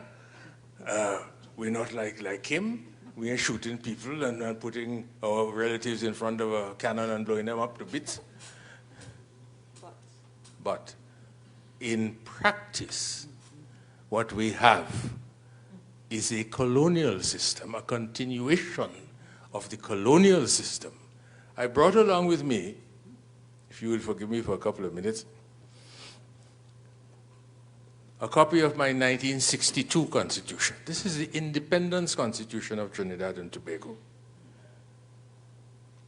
which we said governed the democratic state of Trinidad and Tobago. Let me read for you one or two sections of the Constitution of 1962. The Senate. The Senate shall consist of 24 members. In those days, there were 24. These days, it's 31. Referred to as senators, etc. Of the 24, 13 shall be appointed by the Governor General, acting in accordance with the advice of the Prime Minister. That means the Governor General has to do what the Prime Minister says. 4, appointed by the Governor General, acting in accordance with the advice of the Leader of the Opposition. And what about the other 7?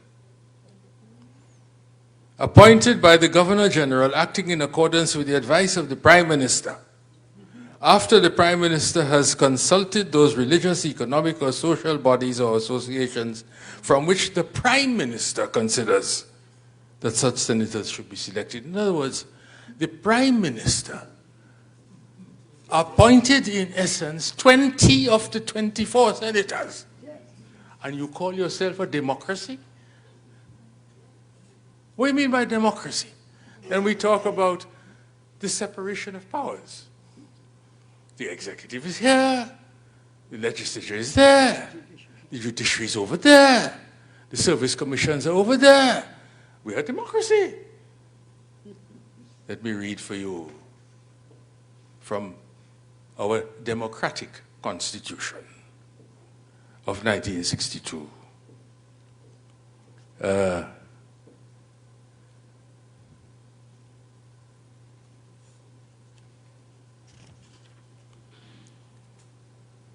This is the appointment of the Chief Justice. Remember, there's separation of powers, right? Mm-hmm. The judiciary is separate from the executive, right? Okay. The Chief Justice shall be appointed by the Governor General, acting in accordance with the advice of the Prime Minister. So Eric Williams was appointing the Chief Justice and all the justices. This is our democratic constitutions, ladies and gentlemen, that all you ain't know anything about. And that is why I say, information. You have to inform yourselves of what is happening around you. And throughout. Similarly, the service commissions, they were appointed by the Governor General in accordance with the advice of the Prime Minister. And that has permeated down through all the levels of government and administration in this society. And therefore, it is not unusual, it is not surprising that the community places have followed the same pattern. You have a chairman of the community council, he's the boss, and people must do what he wants and how he wants it. You have a community center, nice build, and who uses the community center is quite often used for party meetings. So, if civil society does not inform itself, and having informed itself, and I may say this in response also to the 11-year-old boy who called in there, because he says, how do you transform the thing? I would like some ideas from him, because this is something that affects us all. We are operating within the framework of what appears to be a democracy, and what is in fact and in practice an autocracy. That is what has to be changed, so that the people become the ones in control and in charge. And for that, we need, and I use the word advisedly, a revolution. Thank you. Winford, I'll come into you, Ryan. I'll come into you in a minute. But let me ask Winford. I can give way to Ryan. 1 minute. Let me just hear from Winford. Which aspect of the question? Yeah, I wanted you, because of your contribution, the nature of your contribution, to see if you could clarify the answer to Irene's question. How do you bring the villages into the governance process? It's the same question. Okay. Yeah. Briefly. And the business community will, and so on will follow in similar order. While there is a lot of room for personal and community action, separate and apart from what government does, there's a lot of room for that kind of activity. The answer lies in how we structure the contribution of the village councils and other similar organizations into formal government. We have had a history, or we continue to have a history, of people of the parties, the government, the ruling party, turning their backs on the people after they have voted. The people no longer matter because the wisdom of the representative and of the party takes over. There's no need for the people anymore. The people are vote banks, my interpretation. And therefore, if you want to get them involved, you have to structure them in the way government is structured. Right? How do you do that? Constitutional reform. I don't know what the Joint Select Committee will say about the final form of the autonomy bill, but I hope they have some requirement that groups like village councils, like the youth councils and so on, the sports clubs, are formally involved in the process of government to constrain the executive, because the executive do not have the sum total of the wisdom of the people. And just finally now, when I say there's always room for personal and community action, I know what I'm talking about. Why? Because I have been part of one of the major community initiatives that this island has witnessed. In fact, 2 of them, but I'll focus on one. Susurlands. I was part of the body that bought Old Sugar Estate, yes, and put down infrastructure for housing. If you go through that development today, you'll see some of the best houses in the whole of the island. When I was part of the leadership, as I said, and I bought a lot in 1987, I think it was. I bought a lot of land for $7,000, and it was about 8,000 square feet. Yeah, $7,000, where I put down my house, my first house, through community action. People coming together, pooling their funds, going to the absentee owner in London, and buying the land, and then redistributing it now to themselves. No government was involved.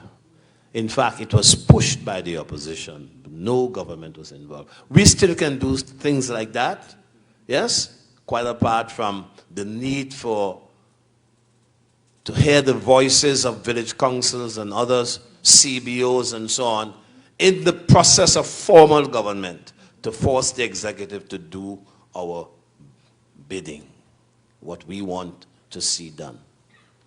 I don't know that there's a better answer, Professor.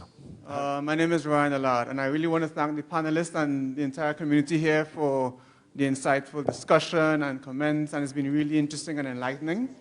I want to ask a few questions about taking action. right? So we had some ideas about that in the last few minutes. And I think the comments made by Dr. James kind of stay in that direction that I'm looking towards now. All the panelists and a lot of the discussion we've heard today talks about the importance of civil society, right? All of this is about getting civil society to take action in order to some extent, force the government to take action in the interest of all right? And we know that currently the system is unlikely to be changed directly by the government.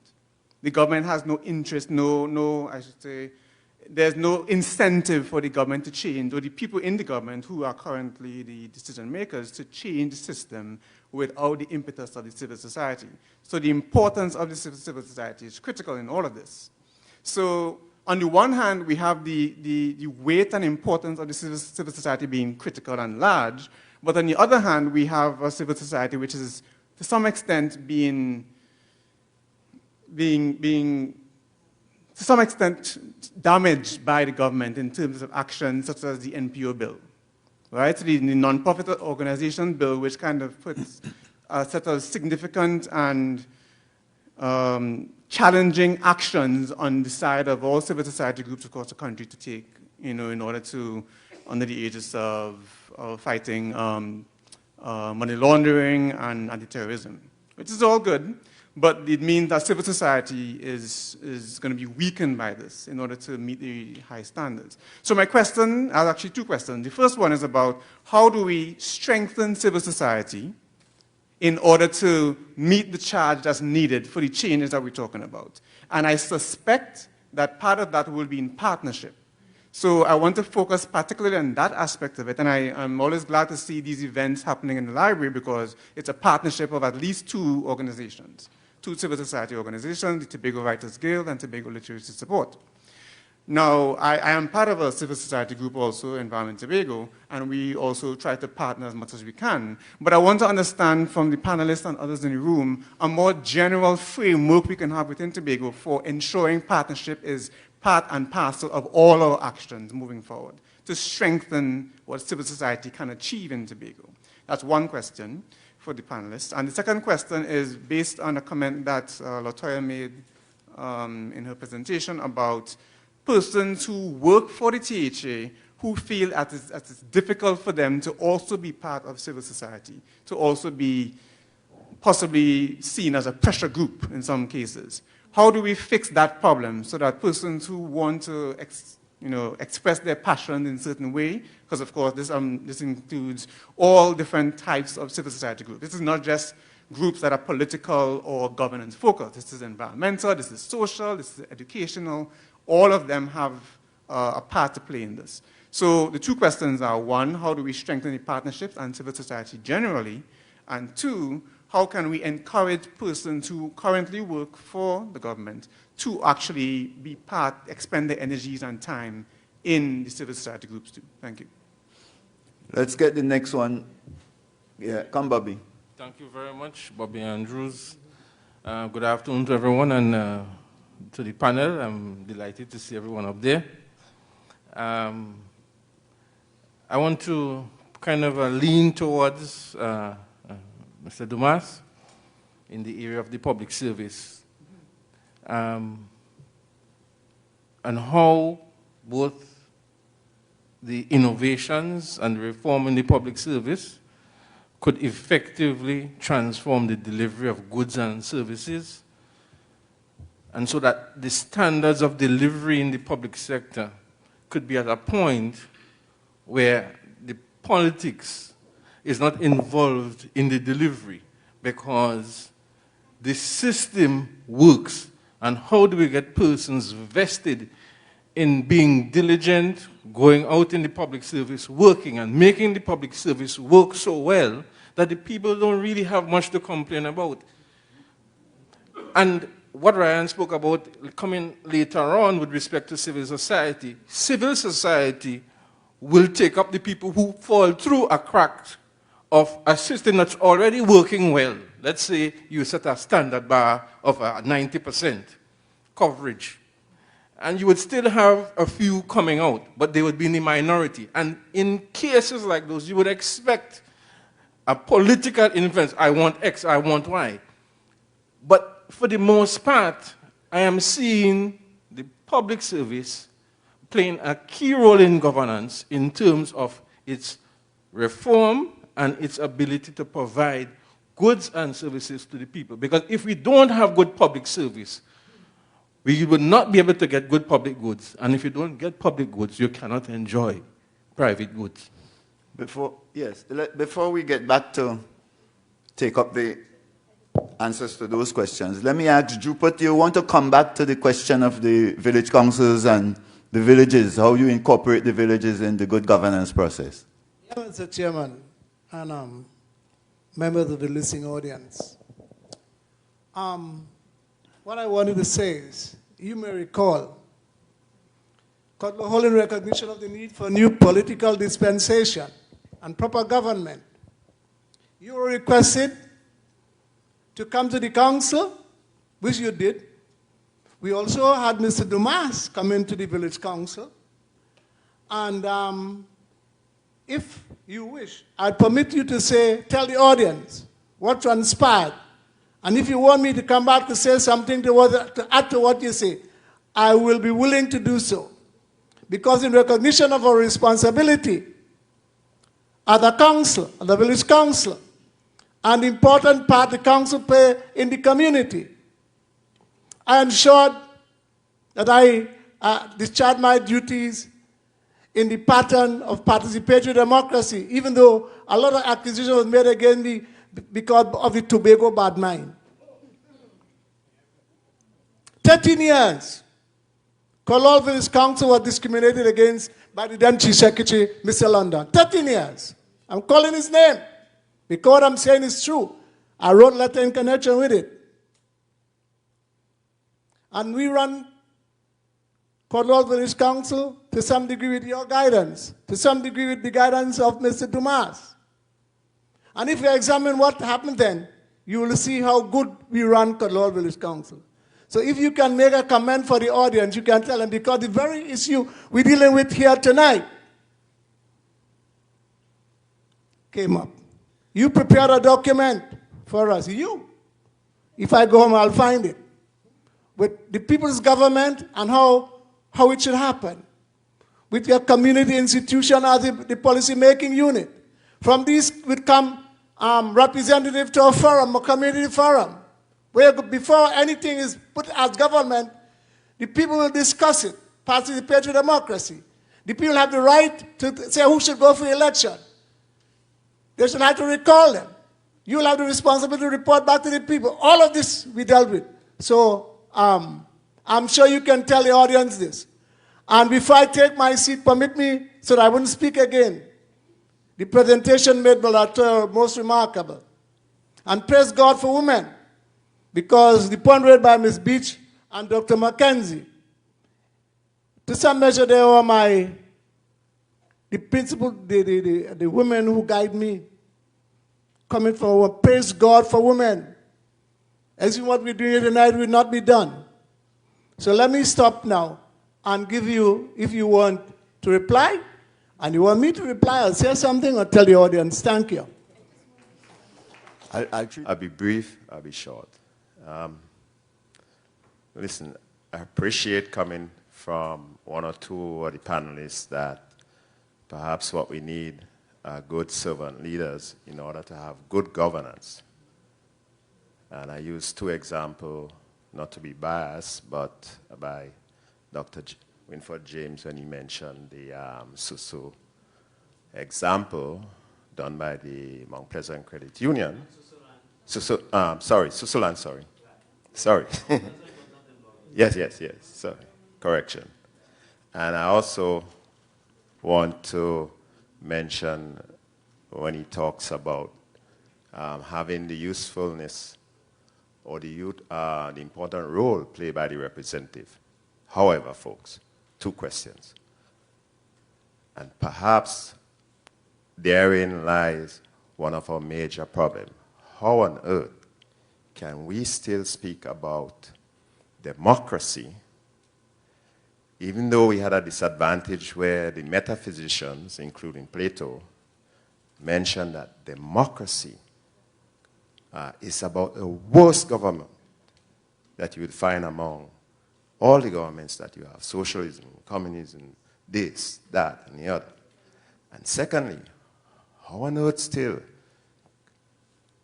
though the metaphysicians talk about Rex Lex, and we have somebody bringing that up, are we still talking about democracy when we are a republic government? And secondly, when we have the rights of individual that we must pay particularly attention to, can we get some responses? Why I could say that is because I have the opportunity to work with many international civil society organizations, and civil society is actually looked at as a critical development sector in some countries, especially in the northern countries. It is a part that once the civil society speaks, the government needs to listen. For us here, we still think civil society is volunteerism.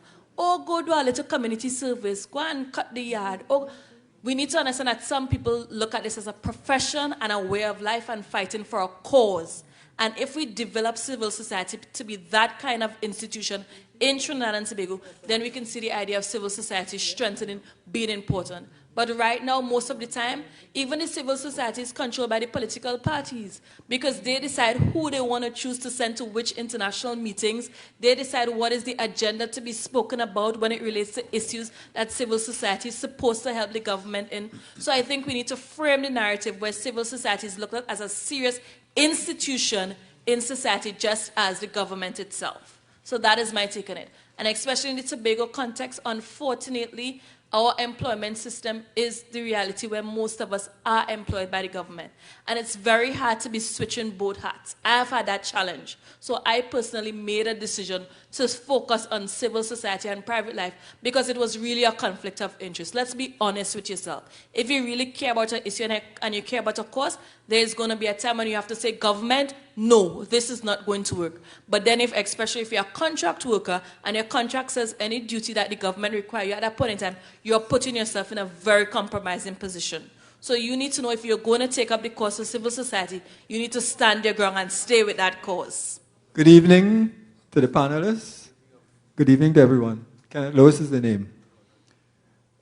The message is loud and clear, what's coming from this session. What we would like to see done in Tobago with respect to governance and so on. However, the reality is, coming up later this year, in Parliament, the government and the others are supposed to be talking about our Tobago self-government bill. And what's in there, I suspect, will not resemble in any way what we're talking about here. So I am saying we need to put together a little plan that we could let them know exactly what we want, how we feel about what we're talking about tonight, and take them on, and let's see where it goes from there. But we can't just let them do what they want to do and tell Tobago, this is what you get in. Not good enough. All right? Thank you very much. Good night to the panel. My name is Mirella Mo. And what I want to say is this. I listened to Mrs. Roberts with the youth. And there's something that struck me there, coming out from the mouth of the youth, the rule of law. Because we are living in a lawless society. And if the youth could recognize that, it is really true. And then she brought out a part about the elderly. She said about charter and the elderly and policing. Now the police work is to protect and serve. But I don't want to go into any details about that. Who are they protecting? Who are they serving? I'll ask that question. And went down to Dr. Reginald Dumas, accountability. And I heard Dr. McKenzie said something, and of a truth, I'm a housewife. And if I have cheese, even whether I have a cat, is mine was stray cat, and I put that cheese there, and a cat pass around, it's going to take it. And if it can't eat all, it will drag what it can't carry and drop it someplace. So that is a fact. Accountability. Right. And then I listened, I'm making it short, to Dr. James. No, Dr. McKenzie. She talked about customs. And we know as Tobagonians what all of us are accustomed to. We have our custom or practices. Okay?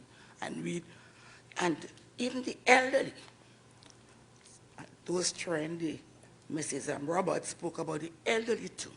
In these days, we cannot even help the elderly. We cannot even help them. And, you know, I had a bad experience because I had an old friend, and I don't want to go into it. I really don't want to go into it. A really bad experience. So we cannot even help the elderly again. And then they have social services. What are they doing for the elderly? What are they doing to help the elderly in our society? Some of them are living alone, and they are prone to abuse. What are they doing to help society? Thank you, Sister Moore. You can't go too long, because they're me, urging me to wrap up. Let me fix up on Farley. Farley brought a point there, which is very significant. And you know, a proverb says, let us make hay while the sun shines. And he spoke about how the executive in the assembly function. And next year is THA election. So we have to put our house in order now. We have to put things in place now before it gets out of our hand. So I'll finish it here. Fantastic. Finally, Brendan. I had to ask for a little beg. Yes, yes. Because when we come to the we had your third in the list. Good. You know, someone on the panel raised the issue about funding, Tobago funding. How does democracy figure in that? Is it that we had to go down and beg, so that is democracy, for money that we should get? Is that democracy? The other issue about Tobago, when is it we're going to decide who we are in terms of who we in culture, who we are in terms of geography, and what it is we own to determine democracy? What kind of democracy we will exercise in Tobago? If you have to, in my view, democracy means rights. Am I right with that? Mm. What rights we have? What is the rights that Tobago has? What is the rights we are administering? Where are we in terms of our rights to demand rights? I really want to commend them all, though, for their presentation so far, especially the youth voice, Latoyaa. You know, and all of the persons who commented and gave their questions, they also, too, must be recognized for their contributions. We have to acknowledge, though, that it is an elephant. It is so large. And whenever you have an elephant, you have to know that if you try to swallow it, that's suicide. And what we have to do is focus on eating one piece at a time until we have finally completed it. And so there are a lot of good views that have come forward. But perhaps one that catches me right now, which I think is very important, and it speaks to the political maturity of the people, is the call for participatory democracy. It's something that I've always been passionate about and tried to practice wherever I have been. Because the voice of the people is very important. And sometimes, you know, as leaders, you tend to see things. Yes, you say you see the overall. But sometimes people tend to see the details that you may not see at the level at which you sit. And therefore, getting the people involved is important. And when you get the people involved, they own the process, and they too then become part of the execution, just as we heard in the story. But how do we get there? Because I also have to acknowledge Assemblyman Farley's contribution, where he talks about who is supposed to give permission for persons to speak or not speak. And therefore, how do we get there? And, you know, a phrase came to mind that we need to consider dissecting the past, where we are not throwing out the baby with the bathwater, because we cannot say that all of our past has been bad. And we have to use it to re-engineer the future. How do you re-engineer the future of a society? You re-engineer the future of a society by going into your education system.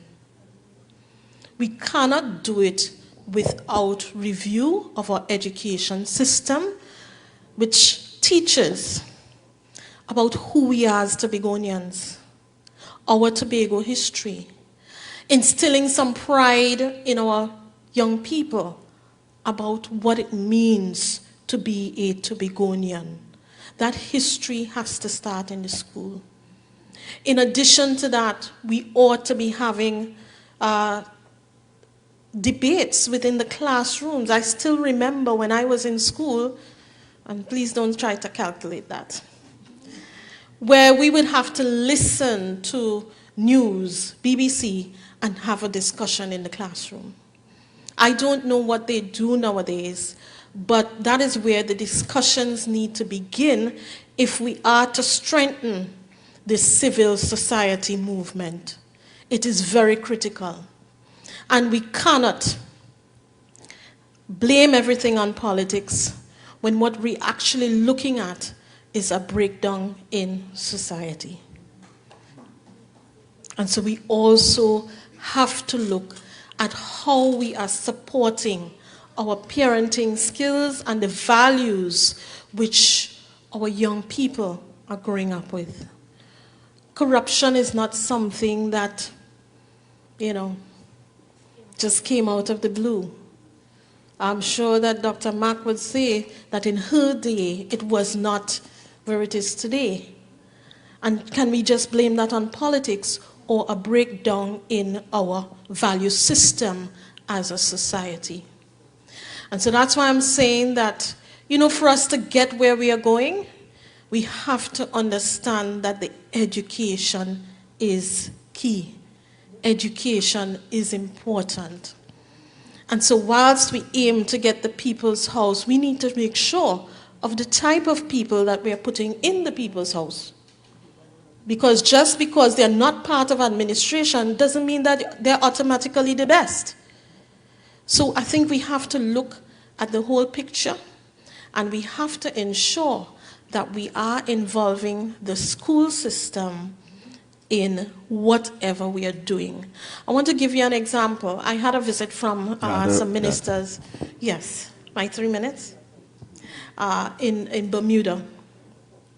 And what they came to Tobago because they were looking at our system where we would just meet once a month. They met every week. And they attempted not to meet every week, and the people protested. They said their public gallery is full every single week that they meet. In Tobago, our public gallery is empty. So it's more than just deal with the politicians. we also have something to consider. How do you get the young people more excited? In states of Jersey and islands small like Tobago, with about 100,000 persons, they have similar challenges that we have here in the political system, where, there seems to be an apathy. And their students moved away, and some of them didn't come back to vote, and they had those challenges. You know what they did? They moved the voting age to 16 years old so that the students can experience voting before they left to go to school. So those are all things that we need to discuss where we're going. So let me commend all of you for this activity and giving me the opportunity to say a few words. Thank you. Good night to everyone. I first would like to say that I feel quite privileged and honored being in very distinguished and esteemed presence tonight. The entire panel, it's comprised of persons that I admire greatly, so I needed to register that. My question and concern I would like to pose: how do we get our government and representatives to appreciate that concerns and comments and responses are not necessarily actions that are in attack of the government of the day or the party in question? How do we get our government representatives to reach a state and level of maturity to be able to accept concerns in society and of members of our society, that these are real issues that our citizens have and they need to be addressed? My other question to the panel: now, this initiative is excellent. It's A++, but I do think it is the start of something great. It cannot end here, and my question is, what is the next step? What is the contingency plan moving forward in moving Tobago in the direction in which it needs to go? Honestly, I do feel as if I live in a colony, and Trinidad is the colonizer. And I think that level of governance needs to change. We have a lot of educated people. We have a lot of people of influence and power, and I think it needs to be felt in terms of how Tobago grow and move forward. Thank you. And I want to go back a little bit to what Barry said earlier on, and he talked about youths to come up with ideas and programs and so on. And I want to take it just beyond that a little bit, and to say that I don't know whether he's wanted to go from them to initiate things, but what I see really is the need for us to create a system or structure where they build on existing ideas and programs and so on. So there is need for a sort of a succession approach in how we do things. And I saw that very important words are like building a foundation, positive culture and legacies to hand over as a legacy to our young people, enabling them to be transformative, inventive, and to be able to make the kind of changes and growth that we want to see as a society. And I also want to endorse Dr. McKenzie's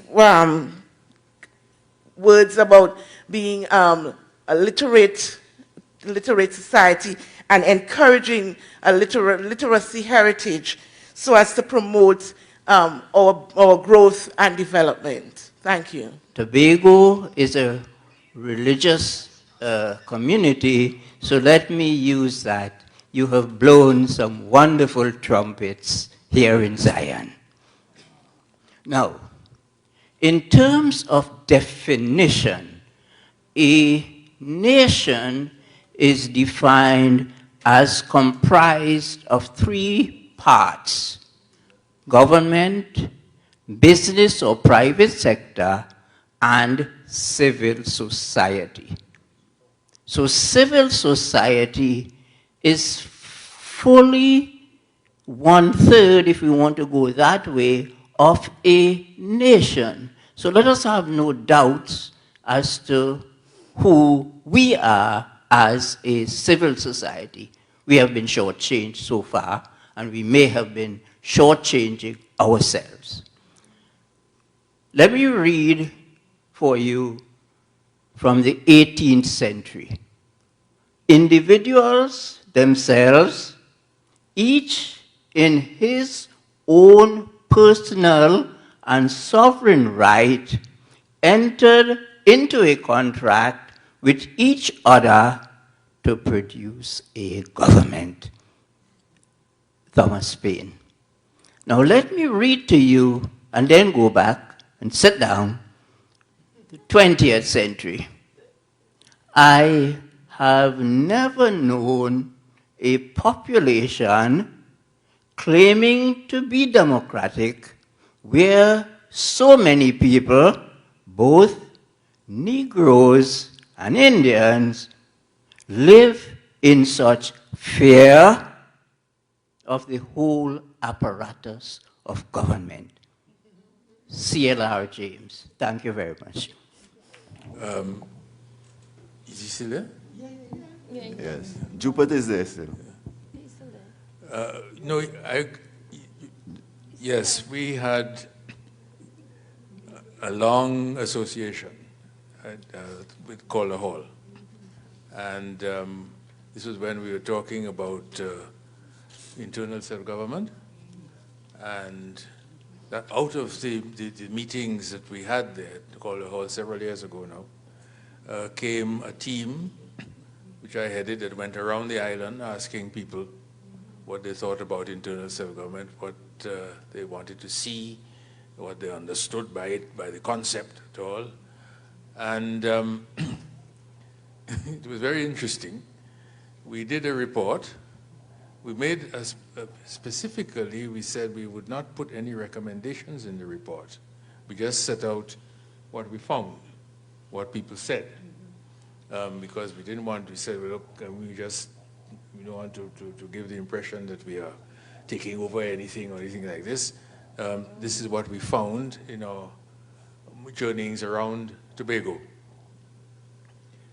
The first copy of the report that I recall delivering was to the Chief Secretary. And I never got any response, except that a few days later, the John Prince Committee was set up to do exactly the same thing. At which point I understood that politics always, in the view of some people, trumps civil society. So with Newport Ewing, we had an excellent relationship, and I know he had his difficulties subsequently with the Tobago House of Assembly. And that is what happens when it is felt by certain politicians that you are daring to do things on your own and to think for yourself and not following in their footsteps, whatever their footsteps may be. I am sorry, I am not following. I put country, and in this case island, ahead of party. I don't belong to any party. And if the country doesn't come first, where are we? Running after a party? Putting the party above? We had this amazing thing. A comment by Minister Camille Robinson-Regis a couple of years ago, that people in Parliament are supposed to look after their parties first. I said, you are elected to the national parliament to look after your party first? Yeah. So what happens to the country? And I wrote an article at the time in which I quoted Winston Churchill.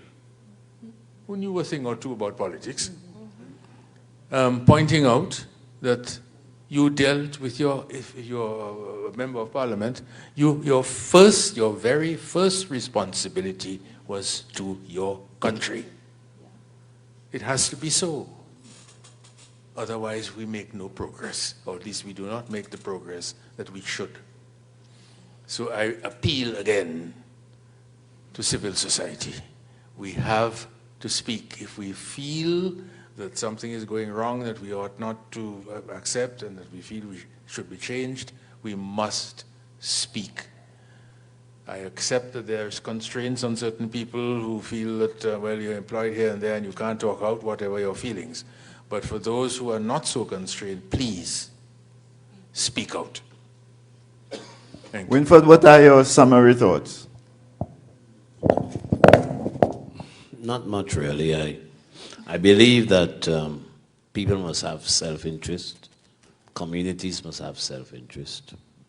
But the self-interest that communities and people have must be based on the identification of needs, right? You have to identify your needs, and then you have to pursue solutions to those needs. I also think that you can't win governance via wishfulness. You cannot say, this should be happening, this is what I want to see happen. That won't get you very far. You've got to have some structure which propels you into the formal governance space and keeps you there, and you negotiate your way from there. Tobago, by the way, needs more people to practice governance. We don't have enough people practicing governance in the island. And Eastlyn was saying, look, the people who are getting into that space are not particularly informed of what their roles ought to be. They don't have much knowledge.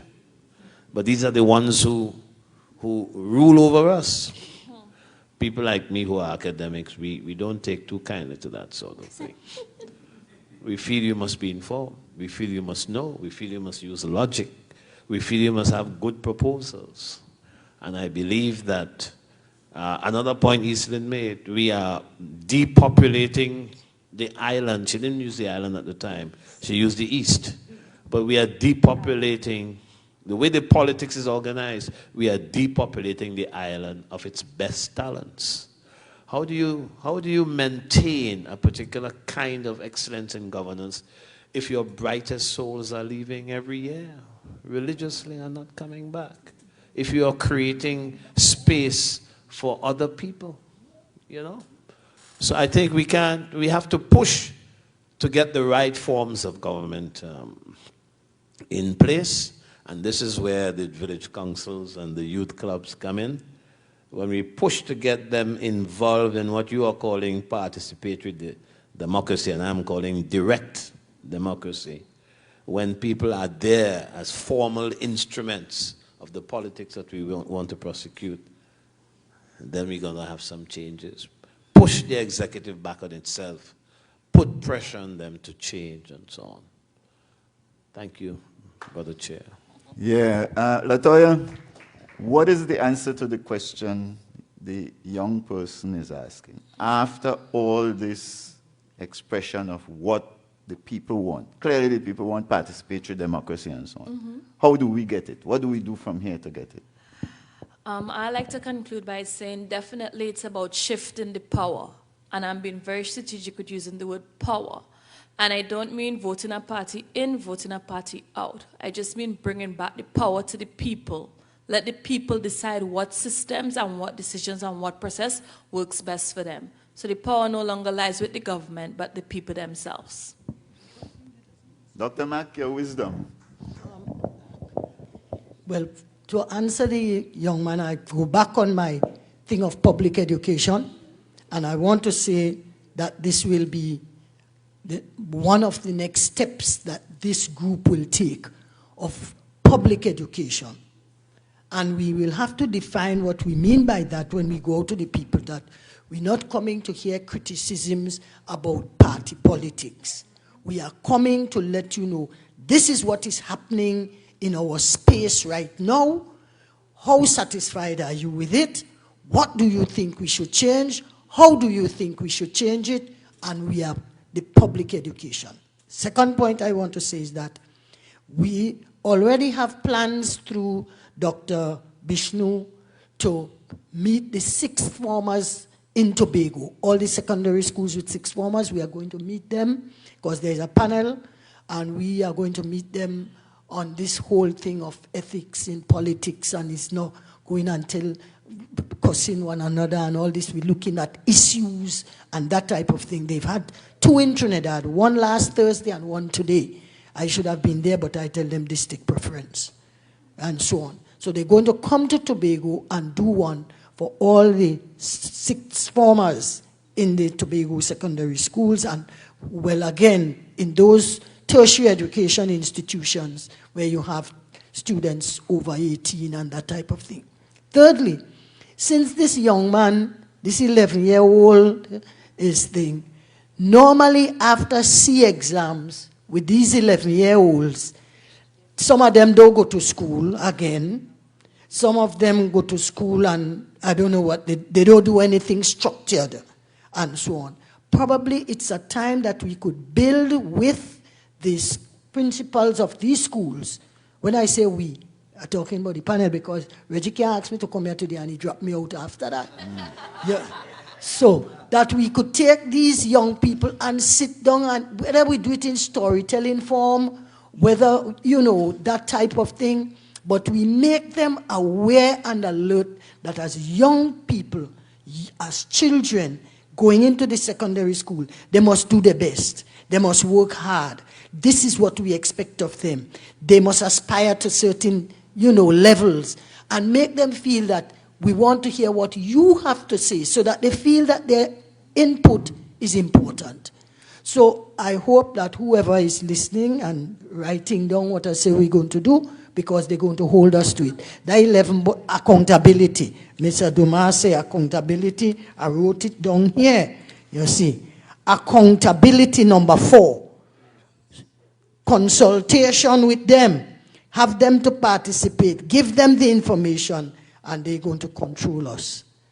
So, thank you very much. The only way to get internal self-government, and I don't even like the term internal self-government, to be honest, but the only way to get autonomy and the kind of good governance that requires larger legislative authority is for us to fight for it. That's the only way. And we have to do so by negotiating a parliament with 41 members, of which we only have 2 MPs.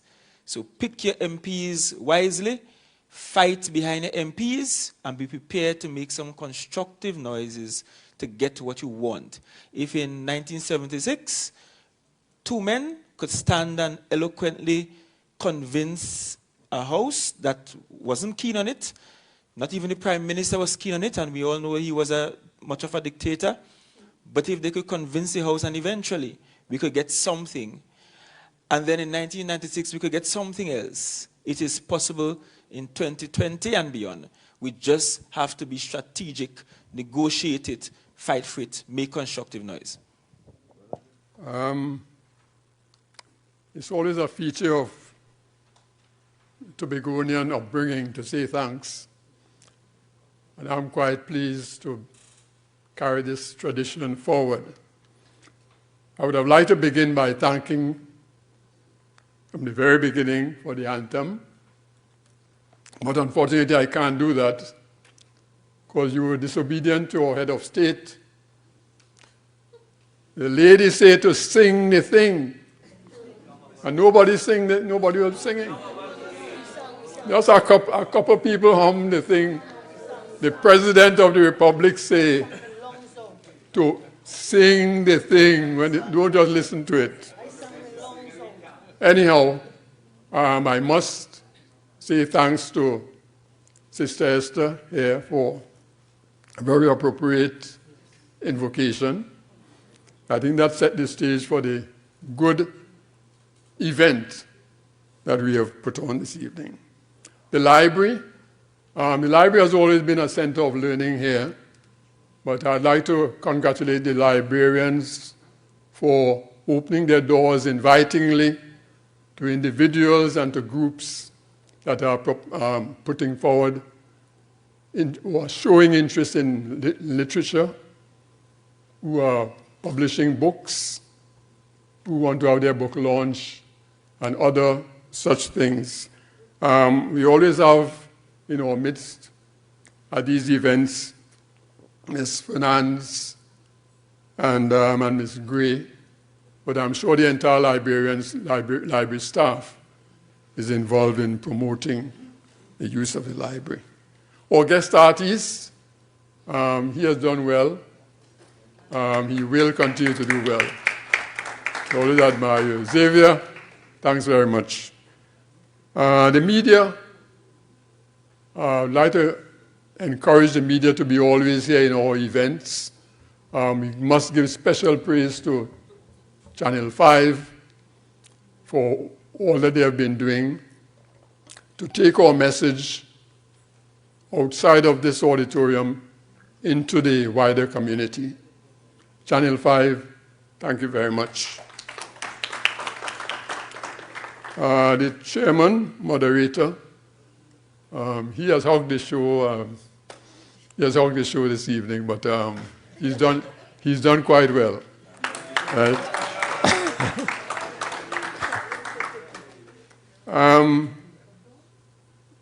The audience, I'd like to thank the audience for being patient in listening and being very active in participating. I won't say anything more about the panelists, because you all have heaped praises on them already. I'd like to endorse what you have said about the panelists. And lastly, I'd like to urge you to listen out for our monthly events. There's a small group of elders planning these events.